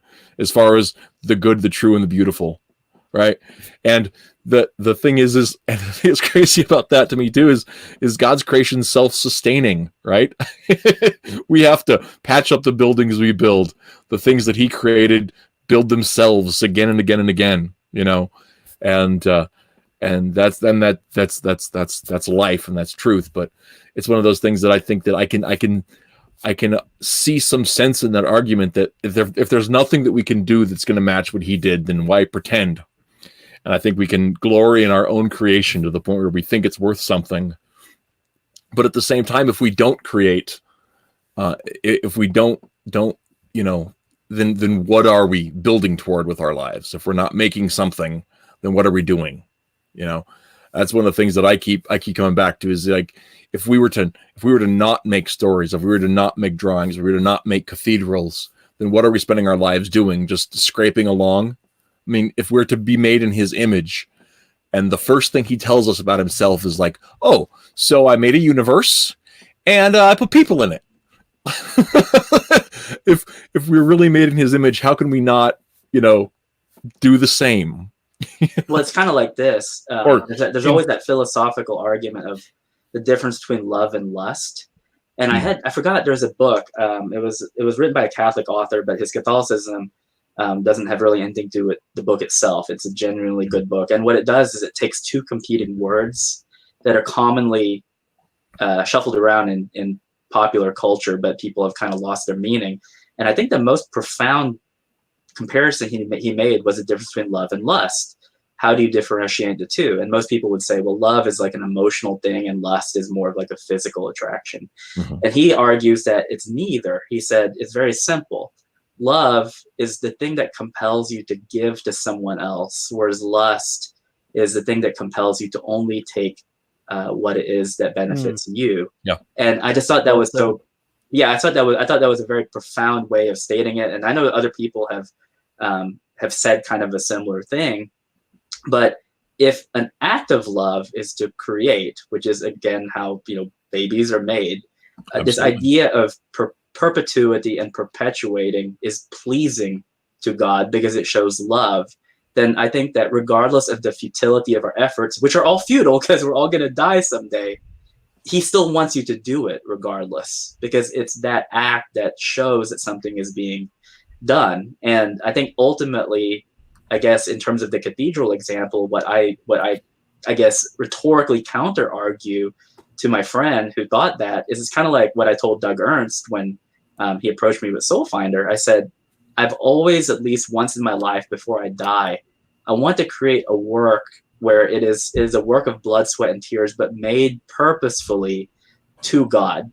So that even if I spend the rest of my life making books about rabbits and stuff, I will at least have one thing that I can tell God that I scraped together and did, because it's something that I felt like there is no greater way for me to return love to my own creator than to participate in something that creates something, regardless of how long it lasts, and in the case of Doug, I hope Soulfinder goes on, beyond our years. But on the other hand, you don't know. And the most that we can do is create to the best of our ability, regardless of its limited lifespan. Well, I think that comes back to the whole idea of the widow's mite, right? And not to make this too much of a Sunday school lesson, but the whole purpose of that story is that this woman gave all that she could, and it wasn't much, and it didn't make a difference, and no one cared, but Jesus saw it and said, that's somebody who gives because they believe. And I don't do that, right? But at the same time, I mean, every silly little story that I write, I want it to be, I want to dig from the epitome to tell the truest, best story that I can, because I believe I'm reflecting, even in my silly little high school stories, I believe I'm reflecting something bigger, right? And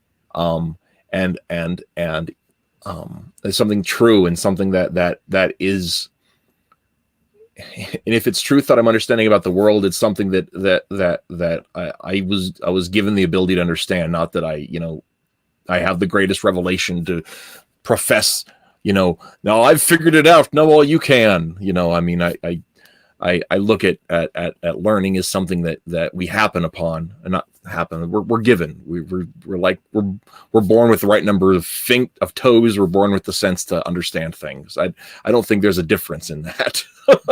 And so if we have figured anything out, it's still grace. If we can, walk upright, it's grace. If we could put our shoes on, it's grace. I don't think that there's a variance in all of that. On that subject of integrating this into pop culture, and I guess ways of presenting faith in a way that can both be satisfying and at the same time doesn't, I guess, set off red flags to the irreligious. It reminds me of Walt Disney. And this is like a story that not many people know of, but during times when Walt Disney would have a slump in storytelling, he would tell the Sherman brothers to play a specific song. And I don't know if you guys know which song he told them to play, but he would always tell them to play the song Feed the Birds from Mary Poppins. Oh. And he considered that to be the most inspirational song that you could play. And after they would play the song, because, they'd be making a movie or something, and they're in a creative slump because they're like, I don't know where to go with this story.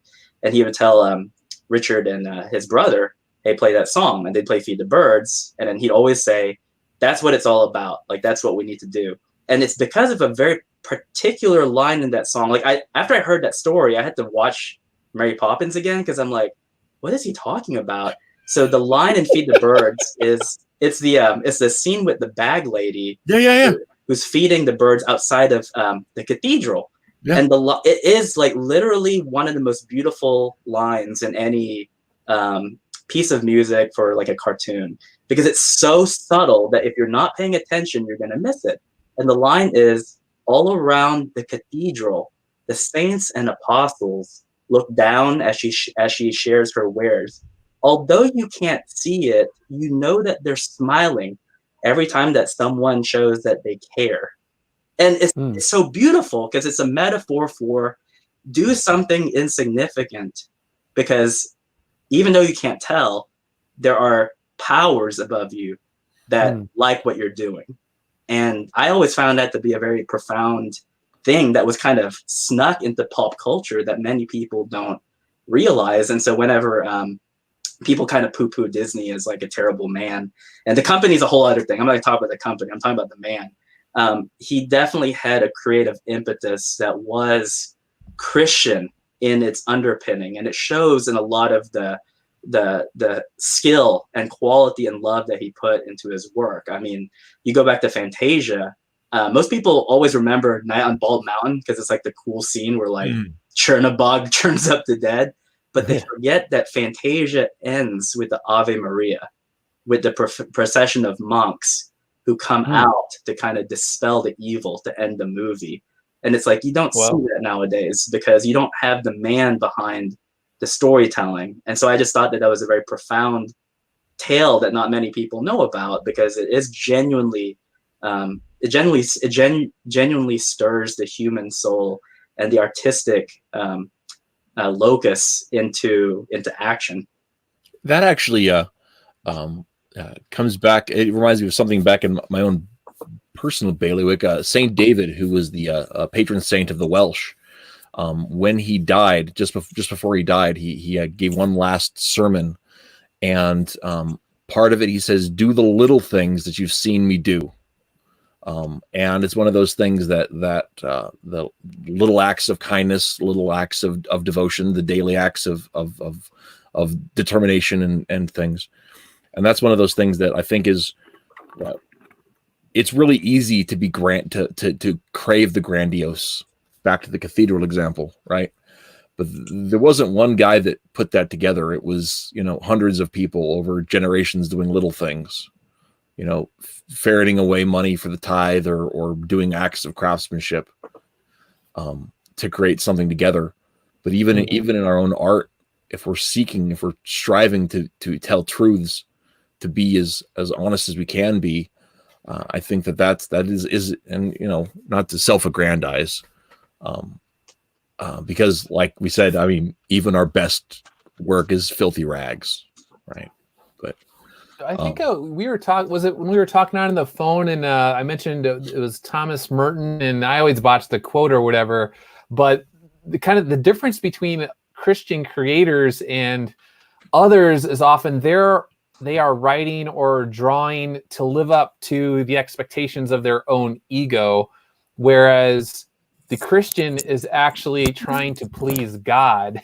And I feel as though there's a stark difference in quality. And again, I'm obviously biased, but when you are trying to please the creator as opposed to pleasing your own ego, I think over the course of time, you could see a difference in the quality of work.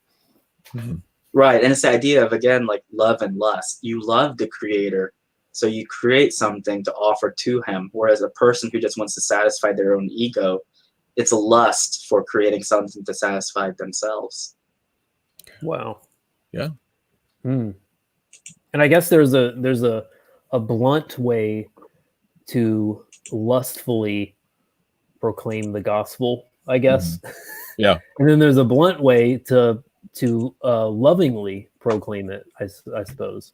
Well, it's like, I think, if you're involved in apologetics, it was very, and I remember being a young man who was profoundly convinced of the truth of the Christian religion, profoundly convinced of the historical evidence, the scientific evidence, the philosophical evidence. I don't see nobody has ever been able to provide anywhere close to the answers that the scripture has, right? For the way the world looks the way it looks, you know. But I know when I was a young man, I'm you guys, I think, all know I'm not one to shy away from argument. And for much of my young years, it was about proving I was right. And I would look at that as a personal contest to see who could be more right. And I'm not sure I'm entirely cured of that impulse. But one thing I've come to realize is that, you know, if I've figured anything right out, it's not from me. You know, I can't claim it. And so I'm not about to, I don't want to be about, you know, browbeating people to agree with me. I want to be about, you know, having the truth on the table. And I think that there is an attitude with apologetics that has to do with that, you know, like feeding the ego for some people. And it's like, and where it's like, look at how what I know, as opposed to, like, you know, really appealing to the authority beyond that underlying truth, where that is. And that's one of the things that I think. So, you know, I think sometimes Christian art, so-called, and not to disparage anyone's work on it, but falls into that category of preaching to the choir, because it's about, you know, it can be for some people about holding up their rightness as opposed to actually seeking the truth of it all. Well, here's something I'd like to kind of throw your way and see what you guys think of it. Is, so we complain about the industry and how the industry sort of hates the customers these days, and we'll just say maybe there's a drifting away from religious values or whatnot. But I think of myself as a Catholic creator. When I'm putting something out there, I'm either nudging somebody closer to God, or I think of it as, if I'm doing a bad job, I'm actually knocking them off the narrow path.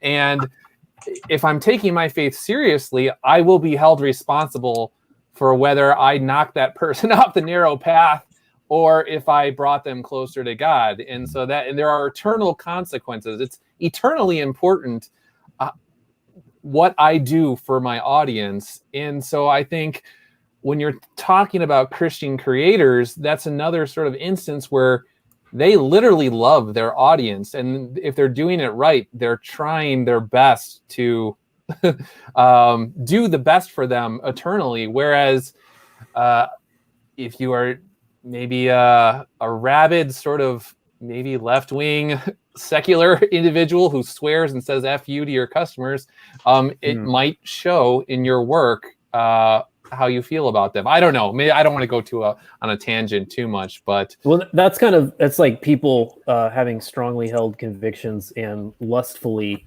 pursuing them, I guess. You know? Yeah. I was just gonna say, Doug, does Doug have anyone in particular in mind there? You seem he was like, just go on Twitter. Oh yeah, I was gonna say, it was like you don't need names. Oh, okay. If you go on Twitter and somewhere on comics Twitter, if you go into Marvel or DC or even independent comics, you'll find people that tell their customers to F off. I was just joking. I've watched your old videos, so I know exactly what you're talking about. And I think that I do think that there is something to be said for how we treat our customers, because they are people, right? How we treat people matter, because people matter to God. And if we're gonna try to aspire to the standard that God sets for us, then we have to care about people too. And there's always room for grace. There's always room for kindness. So. And I think that's something that maybe we forget in you know, daily life. I know I do. I think it's it's a very interesting point that you bring up there, Doug, because I think, and here's another thing we could talk about for another 6 hours, but like the line between word and spirit is what guides a Christian through life. Because if you, I mean, as Scripture tells us, if you basically go too far into one or either camp, you're probably going to be falling into the wrong way. God gave us the Word, the logos, but He also gave us the Spirit to interpret that Word, so that we didn't just take words and then turn them into legalism. Because there were moments, and again, I think something that some Christians mistake is they mistake the absolute truth of God for being legalistic in the moment. And for assuming they're absolutely correct. Well, and correct all the time for all time. Because God will call us to at times be peacemakers, but then He'll also say things like, I didn't come to bring, peace, but a sword. So for such a time as this, whatever time we're in, He will sometimes call us to be a warrior or a peacemaker or both. And so, and that's why I think Christians often get labeled as either too soft or in some cases being very hateful. And sometimes the Christian who's being labeled as hateful isn't being hateful. He's standing up for the truth. Doug TeNapel is an example. I think Doug TeNapel often stands up for what's true and what's right, and he gets labeled a bigot. Whereas, you can be someone who's super, super nice and claim you're being loving and be departing from the truth and not standing up for what's right. And so that's why I think it's again it's a very Christian thing for us to consult our holy text, but then to also use the Spirit that has been given to us to interpret that, so that when we speak, we're not erring on one side or the other. Yeah, I'm always scared and basically pray for discernment that I'm not a victim of my own self-deception, that what I think is true might be totally, I might be totally false. I might be totally rampant. And so there's this constant sort of, am I doing the right thing by my customers? Am I just doing the right thing in general? And I don't know, but at least if I'm telling God, I don't know, it's like I have faith that he'll see me through it. I think that's one of the like the important things is believing absolute truth exists is different than believing we have access to absolute truth. And even if we are serving the big T truth, right, the person of Christ Himself, the truth, that doesn't mean that we have not attained, as Paul said, we may be walking on the way. Even if we're following, we're still these fleshy things that are full of sin. We are still corrupted. We still want to eat too many candy bars, to put on a minor sin, right? To point that out there. But that we have to, I think that humility of wanting, of wanting to be correct and knowing that correctness exists and knowing that we don't possess that is so important for our lives. I think that's, like I said, that's to reflect back to what Twitless said much earlier. But that's part of what faith is for, is that that understanding that we don't have it, but by faith in God that He will fill in the gaps in His grace and through His Son and through the Spirit. It's one of those things like I know, like, then this is my open request to anybody. If anybody out there in the world sees me saying something that isn't true, goodness sakes, call me on it, because I don't want to be false. I don't want to be spreading falsehoods, and I don't want to be, I want to be shown when I'm wrong, because are you sure about that? Oh, 100%. Okay. You're wrong about Kingdom Come. We will talk about that next week. And Civil War was a decent movie. Until the very end. Okay. Civil War the comic was trash. Civil War the comic was trash. So agree. Yeah. So but yeah, and that's one of those things that, like, I desperate, because I don't want to mistake my opinion for truth with the real truth. I don't want to be, like Matt said, I think it was earlier, said sometimes we can push people away from the narrow road by being the wrong kind of asshole. You didn't use those words; those are mine. I mean, yeah, but I would say this, like, I mean, I feel like there are times where we get told to be the nice Christian often, and I'm always reminded of the angry Irishman in me, always kind of chomping at the bit. But I love the quote from Lewis. He's not a tame lion. I mean, like, but he's a good one. The word "nice" is not in the text, right? Yeah. Kindness and niceness are not the same thing. I grew up with Minnesotans as family, and nice Minnesota nice is a thing, and it's not kind. It's one of those things where people can say nice things and they can be nice and they can just really be full of viper's venom, and they can be nice and like let you walk right into traffic by just isn't that so sweet? And my goodness, I want kindness, and sometimes kindness means grabbing somebody by the shoulders and telling them it's all their fault. Yeah, I mean, if you're just trying to tell the truth at all times, sometimes you're going to be the good guy and sometimes you're going to be the bad guy. Yep. And over the course of a year, 2 years, however, you're just going to annoy everybody in the room at some point in time if you tell the truth. So it's like, because we all fall short of it at some point. Yeah, and absolutely. And that's one of the things. Like, I love disagreement because it means people are being honest. And now, not every people are like, "What side are you on, Doug?" And any number of things. I'm like, I'm on the side of telling the truth. It's like, like they want you so bad to like pick a team or whatever it is and debate, whether it's on Twitter or whatnot. And it's like, I'm sorry, I'm not going to just do that. I'm just trying to tell the truth, and that means that sometimes I'm going to make you happy, and sometimes you're really not going to like me. Yeah, absolutely. This has been a really fun conversation, guys, but there were a couple questions in the chat I wanted to get back to that we never addressed because I said, I'll get with that later. We just kept going.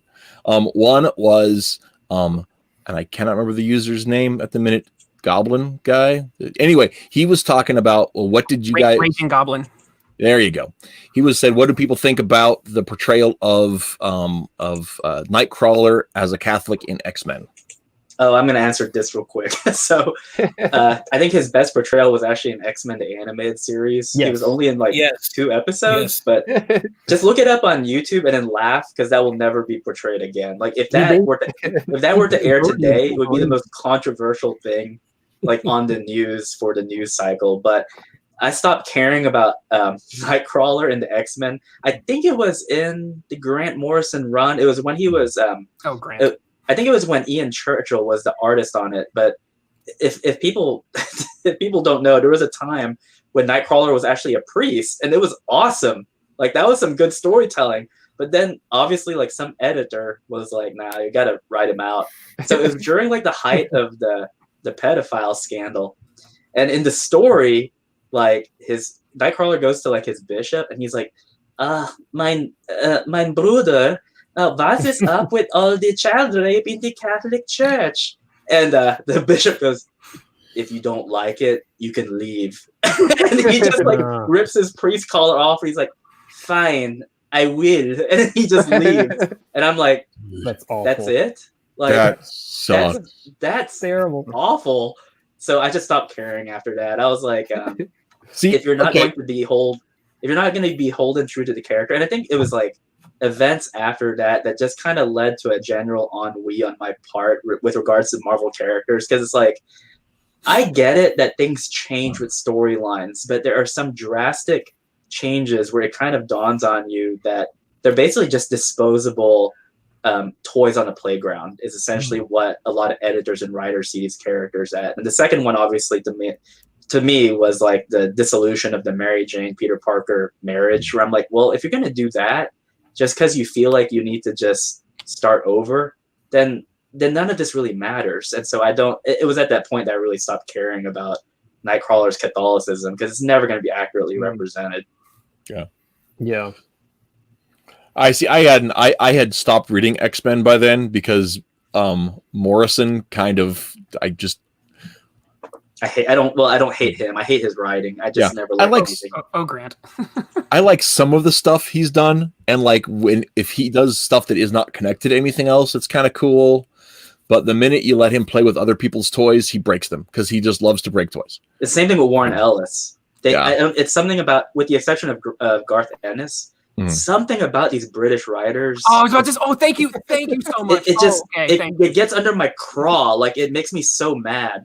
Like I'll tell you another one about Warren Ellis that makes me mad. Now this, I think Matt Crotts and Doug Ernst will back me up on this. So G.I. Joe, he was the guy who wrote G.I. Joe Resolute, which was a great animated miniseries. Yes. But he did this thing that made me so furious that I can't bring myself to watch it again.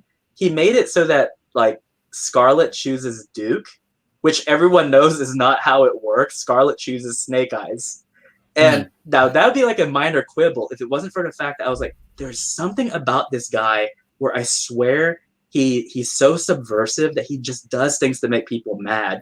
And he was the writer on Castlevania. Oh, don't get me started.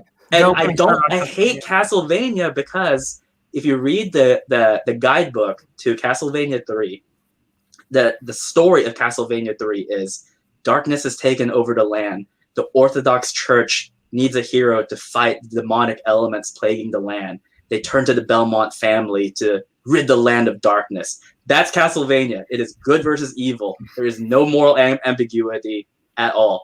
The Castlevania anime series written by Warren Ellis. Oh, it's trash. It's trash because it's just basically like, Vlad Dracul is a misunderstood character. And there's like this scene that's so ridiculous. It's like these priests go to like Lisa Tepesh's farmhouse and they're like, oh, what is this? And they're holding a microscope and they're like, it's the devil's work. We must burn it. And I'm like, really? You know, this only tells me more about you, Warren. It doesn't tell me anything about your writing. And I was joking to Mark, we like after season 2, I was like, I bet season 3 has gay shit in it.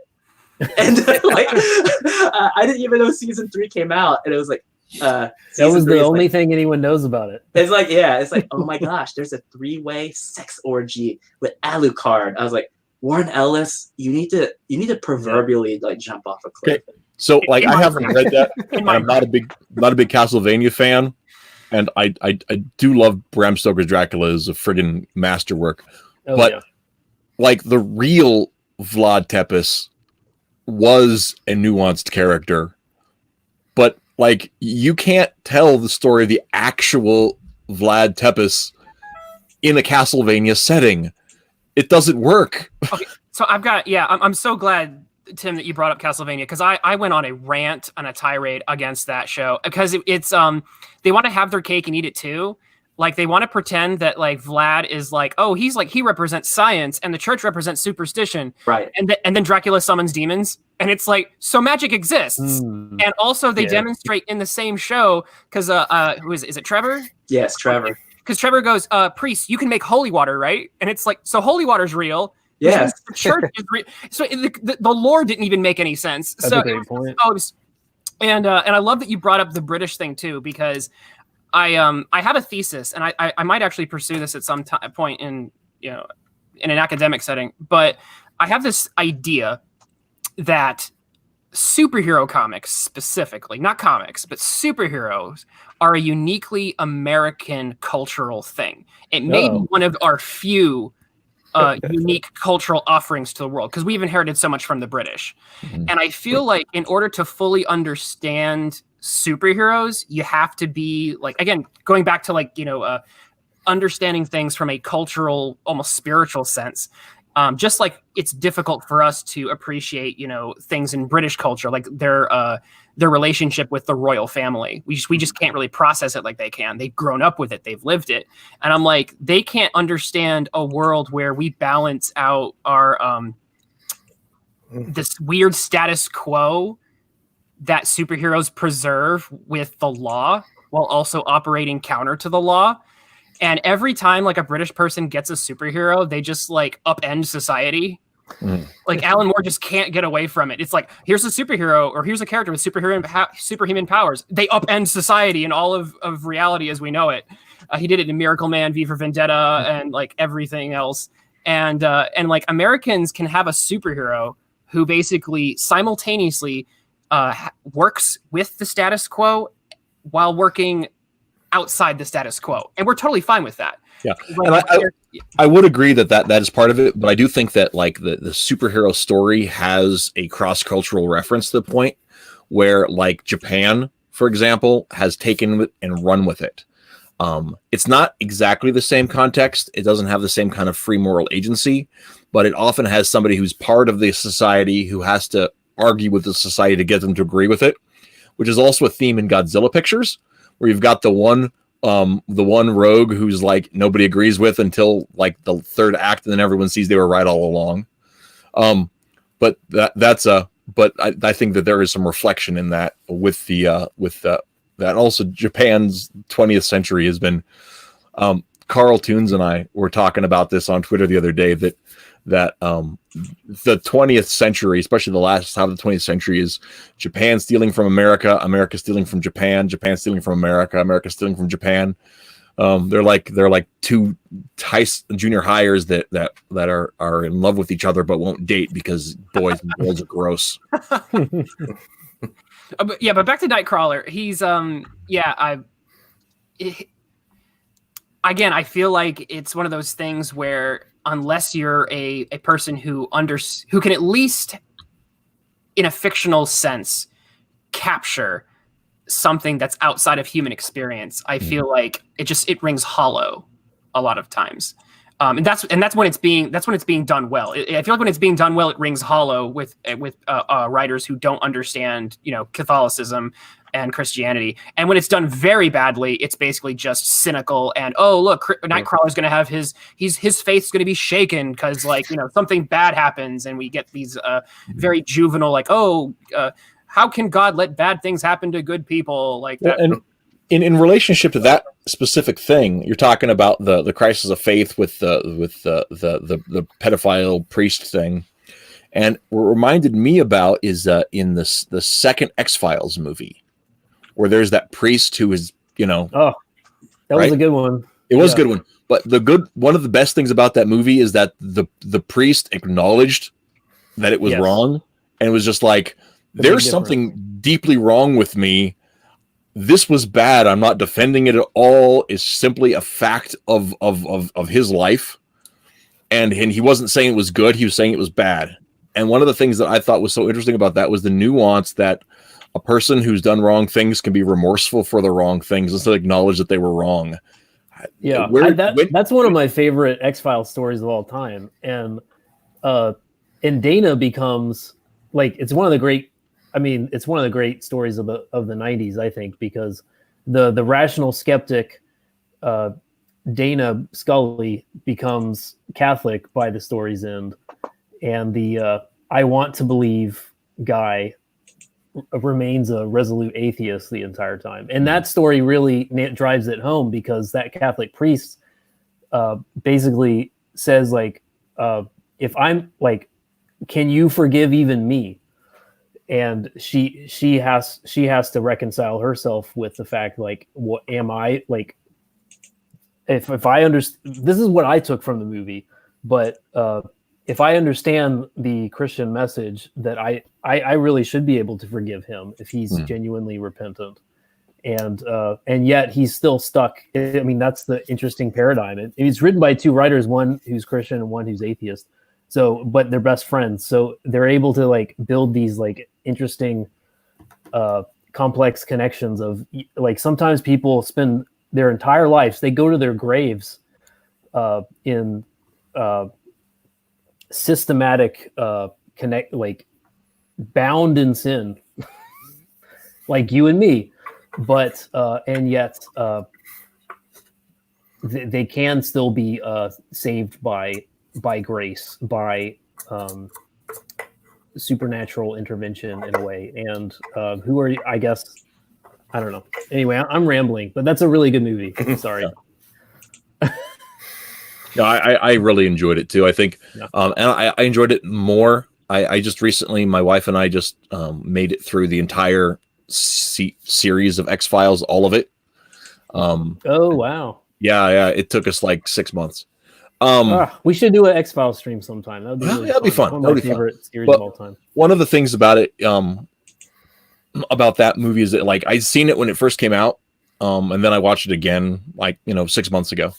And it's interesting because I think it ages better than it was when it was there. because I think that like some of the stuff they tried to hit on was really raw. And it was also at a time when like everybody was bagging on Christians in media. Yeah. And I was, 23. I was really sensitive about that kind of stuff. And because I was catching it at work, all that kind of stuff. And so I was just like, oh, another thing about this. Yeah. And so then I watched it, 10, 15 years later. And I think I have a little more objectivity to my life, I think. But yeah, I'd love to see more, pedophile Catholic priests. I want to see that story done right. You know what I mean? Well, and that's one of the things that gets me crazy about that whole topic. And I'm not trying to pick on the Catholics at all. No, I'm not. With it. But one of the things that is like anytime there's a debate like about religion on the internet, somebody brings that up as if there's no other pedophiles in the world, as if it doesn't happen with like way more frequency in public schools that they hide it under the unions and everything, or Hollywood, or Hollywood, or as though like agnostics, or as though the church doesn't actively like root that out. What I mean, like there was just like last fall, I think it was, there was a big unleashing of all these records from this thing that they had done because there was a court case about this in Pittsburgh or something. Yep. And the reason they all went out was because the church had been investigating it for 15 years. They're like, we found that there's a bad seed. We want it excised. Here are the records.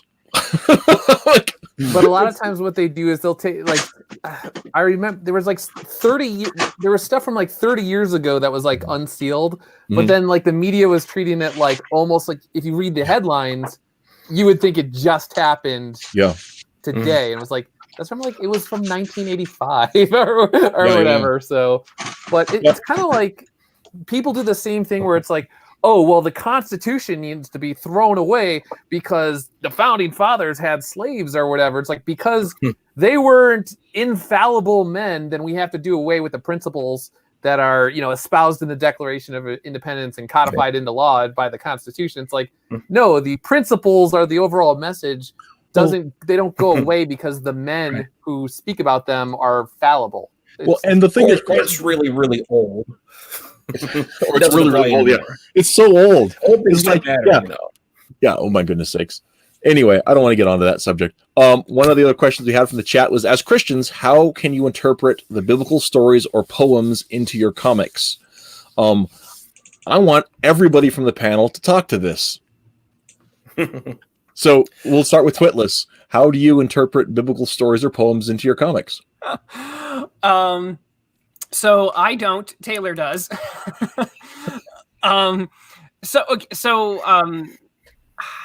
Taylor's the artist, by the way. Okay, sorry. I read a webcomic, and Taylor is the one who's much more forward about like doing he's probably doing an Easter comic right now.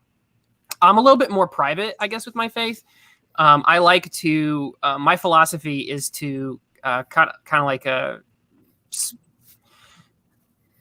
T.S. Eliot, I guess, was talking about, it's where it's unconsciously impacting your work.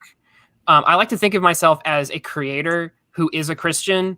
So it's not like I'm always trying to create Christian art. I want to create art that is meaningful and amazing and awesome because I am a Christian and I believe, and God wants me to work hard and God wants me to do the best at what I'm doing. And so, if I have any artistic talent or if I want some artistic talent and he's given me the desire to have any, then I want to just do the best that I can do. So I would say that it kind of depends on what your goals are when it comes to using biblical stories or poems like directly into your comics. But you don't have to just take and like adapt a poem or a Christian parable. You can be heavily influenced by the messages. One of the things that you guys were just talking about was the priest concept and a fallen priest concept. And one of the most powerful tools that a Christian artist has is in our narrative toolbox is different types of stories. And one of those stories is the redemptive story. A lot of people love to tell stories about the combat, for example, between good and evil. And that's a great story for Christians to tell. But Doug TenNapel has this story called Tommysaurus Rex that I really love. And at the very end of it, there's this bully character who is just being awful the whole story. And at the very end of it, there's this redemptive moment where the bully doesn't get kicked in the teeth. He doesn't get punched in the face for being a Nazi. He gets a little bit of a comeuppance in the middle of the book. But by the end of the book, he is forgiven by the main character. And there is there's this Christian kind of reconciliation of forgiveness. And it's those types of moments that I think are the most powerful that you can put into your stories, is to take that Christian spirit and let it influence you when it fits the story. And especially stories of redemption, I think, are very, very powerful. Okay, we'll just go in a circle. So, Matt Johnson. Sure. Well, I've been actually thinking about this more recently with some of my characters. I've been kind of sneaking in a few religious discussions in between a few of the characters. And the thing that differentiates what I'm thinking of doing from some more of the, I would say, like comics like this one right here, very specific purpose. They have is basically to proselytize in a story format. And what I would like to do with my comic is what a lot of other popular media have been doing with the LGBT stuff, which is just representation. In other words, when you see a Christian character in any popular media, he's always almost always a villain of some kind, or used as a joke or something like that. And I was just thinking with my own characters, I like treating them almost like as if they, I'm not going to use them as sock puppets to proselytize. It just doesn't work for me. But what I like doing is thinking about relationships I have in real life. A lot of my friends go to church. A lot of them have come from different backgrounds. A lot of them have discussions about religious issues. And there's no reason that couldn't relate to some of the characters in my comic. It just hasn't done that. I just haven't done that yet. My comics have been focused on science fiction or office humor or that sort of thing. Or but both now, at the same time. Exactly. But suddenly, I have a couple characters. One is a Catholic who married a Lutheran. There's obvious dialogue that can come out of that, especially if there's conflict. But it's, that's something that happens in real life. I know people who come from those different backgrounds and marry and then have to figure out what church they're going to go to or what they're going to tell their kids about the Eucharist and that sort of thing.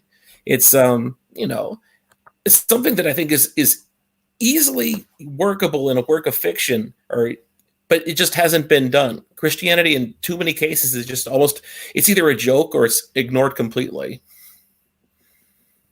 Yeah. Matt Crotts. I tend to avoid taking stories from the Bible and then analogizing them into modern day or some other setting. I know a lot of people do enjoy that, but then it becomes like an I Spy game for Christians, I feel like. Or where's Waldo? I know exactly what you mean. Yeah. And I do like the Inklings approach, or I would go farther than Eliot as much as I like his poetry. I think it's important to be conscious of, not that he was unconscious about his Christianity in the sense of he was consciously a Christian, but it's like what Lewis, when he talked about the Kappa factor to a story that just kind of saturates, that makes Last of the Mohicans quintessentially an American story, couldn't be told anywhere else. Just it's even down to the word choices. I like this.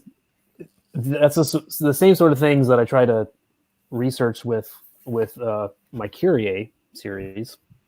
I try to really do. Indiegogo. Yeah, book 2 on Indiegogo right now, as well as book 1. They're both there. So if you only have, if you don't have book 1, you can still get it.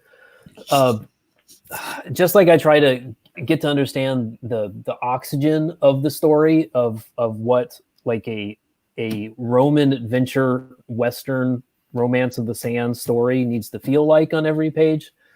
I need to understand thematically what I'm trying to do, and I'm going to try to tell something truthful, and my perspective is going to need to be thematically understood through the story in a way that is not an analogy, is not Where's Waldo, but is faithfully demonstrating a variety of views that I think are accurately being portrayed, respectfully being portrayed, but I still have a particular passion for where I want the characters to learn, which would be, in a broad sense, would be Christian things that they learn, just like everyone wants their characters to learn things that they agree with. But all that to say, yeah, I think analogy is not the way to go. More Lord of the Rings, and even the better parts of Narnia, not I Spy. So that's kind of how I'd summarize it. Doug. Alrighty. Yeah, so I guess really for me, the story and the characters are going to dictate how I deal with things on a case-by-case basis almost. And these days I think of just some guy, he reviewed Soulfinder, and people who follow him know that he's an atheist. And he was saying that one of the things that he liked about the story, at one point in time, there's a cop and he's giving Father Redder a hard time, and he actually brings up the scandal. And Father Redder doesn't really, he basically just like, he doesn't fight it. So if I was trying to just force some propaganda down people's throats, I would have had Father Redder be like, well, you see, blah, blah, blah, blah, blah, and like go into some bizarre defense of the Catholic Church or something, where it's like, that wasn't appropriate for the story at that point in time. But like I was saying earlier, I like to write in different, there's little, I don't want to say Easter eggs, but it's again in different layers. So there's Bishop Beige, and he's one of these, for people that are Catholic and they've heard of beige Catholicism, that's a shot at these sort of Catholics that think they're basically heretics. The devil is a metaphor. And Bishop Beige doesn't even want Father Redder really. He talks about get away from the ghost and goblin stuff and just get people into the pews. But then there's Father Redder, who is a traditionalist Catholic or whatever. And so I just wanted to have real people with real problems. Father Redder, he succumbs to the temptation to strike the match and see his father again. So it's like the priests are fallible people, just like everybody else. They have fathers and mothers, and when their parents die, they want to see them, and maybe they give in to temptation and strike that match to see him one more time, even if it might endanger their soul. And so I don't know. It's really about just trying to write these characters with as many layers as possible, while still staying true to at the core my Catholic faith. You're next in the circle, Tim. I think I would just echo what Doug said. Honestly, when it comes to incorporating a lot of that into, I guess, fictional storytelling, there's not much. I'm not the creative one. We'll put it that way. It's Mark Pellegrini. He does all of our storytelling. I just basically lay down broad strokes, and he fills in all the details and stuff. So I am like not the right person to ask this question to, because I don't come up with any of the written material. However, I do think that I think the only way I would incorporate it is if there were certain lessons to be learned that could be translated into, I guess, a modern parable.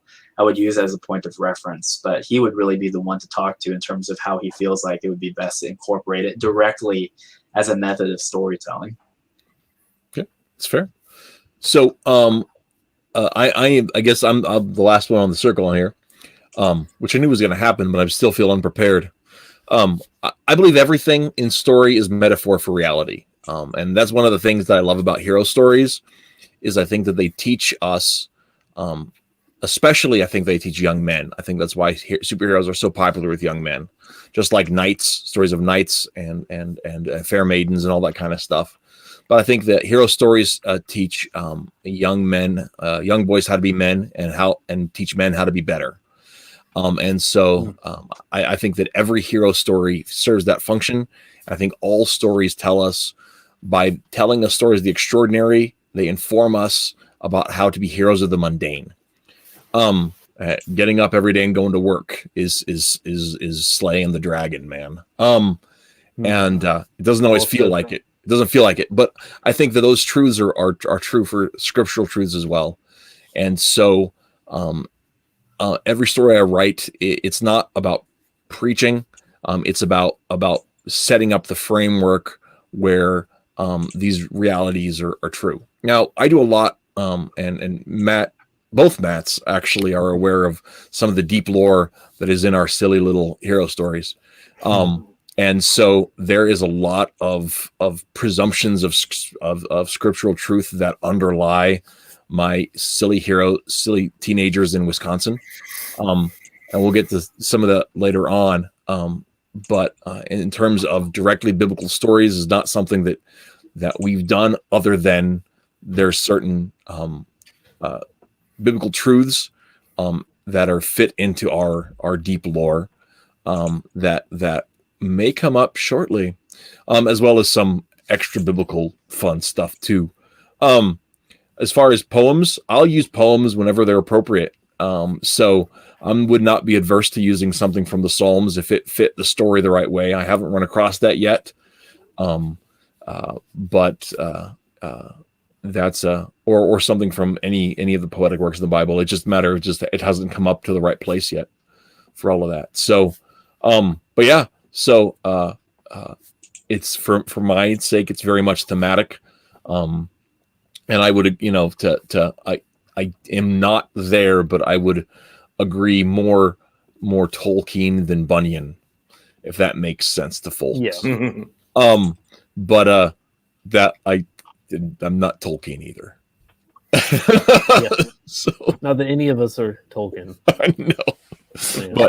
But a lot of Tolkien's deep lore and world building had to do with the philosophic understructure of morality that he was trying to tell, and I aspire to some of that.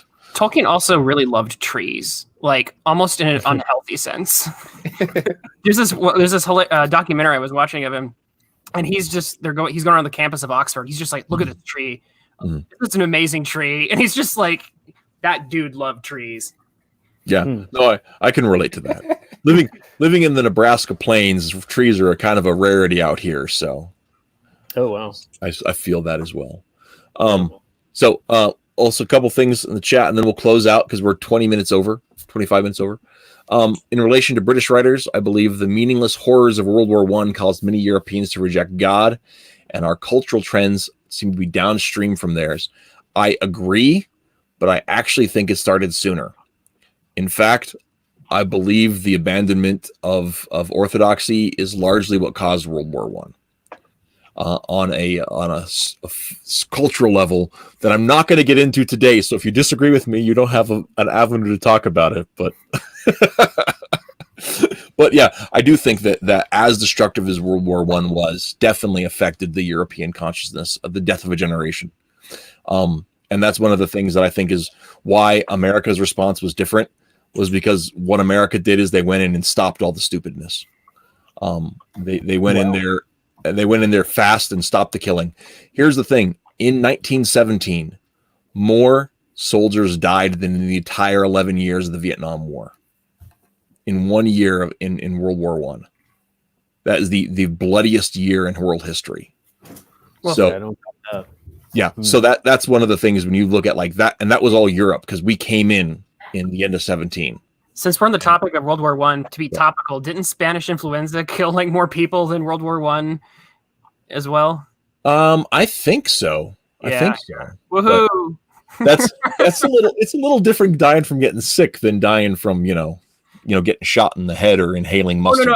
I was just making the connection to like the quarantine we're under now. Okay. It's just like topical. Yeah, we're nowhere near Spanish flu levels. I'm surprised we went 2.5 hours without talking about coronavirus. Oops, I jinxed it. No. I was kind of hope. So Never mind. So Yeah. Also, Matt Seibel says he's got a story involving Anglican and Catholicism in the 20s and 30s he wants to work on. Dude, Oh, cool. that sounds neat. very intriguing. I am very interested in hearing more about that later on. But that's a show, guys. I want to thank you so much for tuning in, and to the 5 or so people that stuck around with us. I know I appreciate it. Wait, the 5 of the guests or the 5 of the people? In the Well, chat? I meant the other people. I appreciate you guests not being just like, I've had it. I'm gone. I'll see you around Twitter. I couldn't have judged you for it. I won't listen to myself talk for that long, and I love hearing myself. So This has been a lot of fun. This has been a good way to commemorate Holy Week. yeah, I appreciate that. And does anybody have any closing thoughts? I'm glad we got through 2 hours with almost not mentioning the thing. Sorry.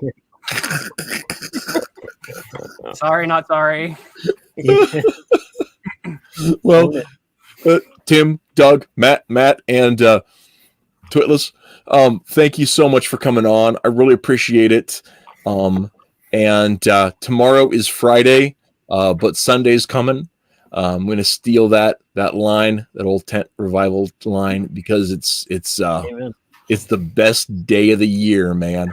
So, and for those of you guys who are listening, if you are believers, if you can't get out to a church, know that the fellowship of the Spirit is all of us. So let's celebrate the resurrection of our Lord and Savior together. Those of you guys who listen are not believers and have questions, dude, I'm sure any one of us will be willing to talk.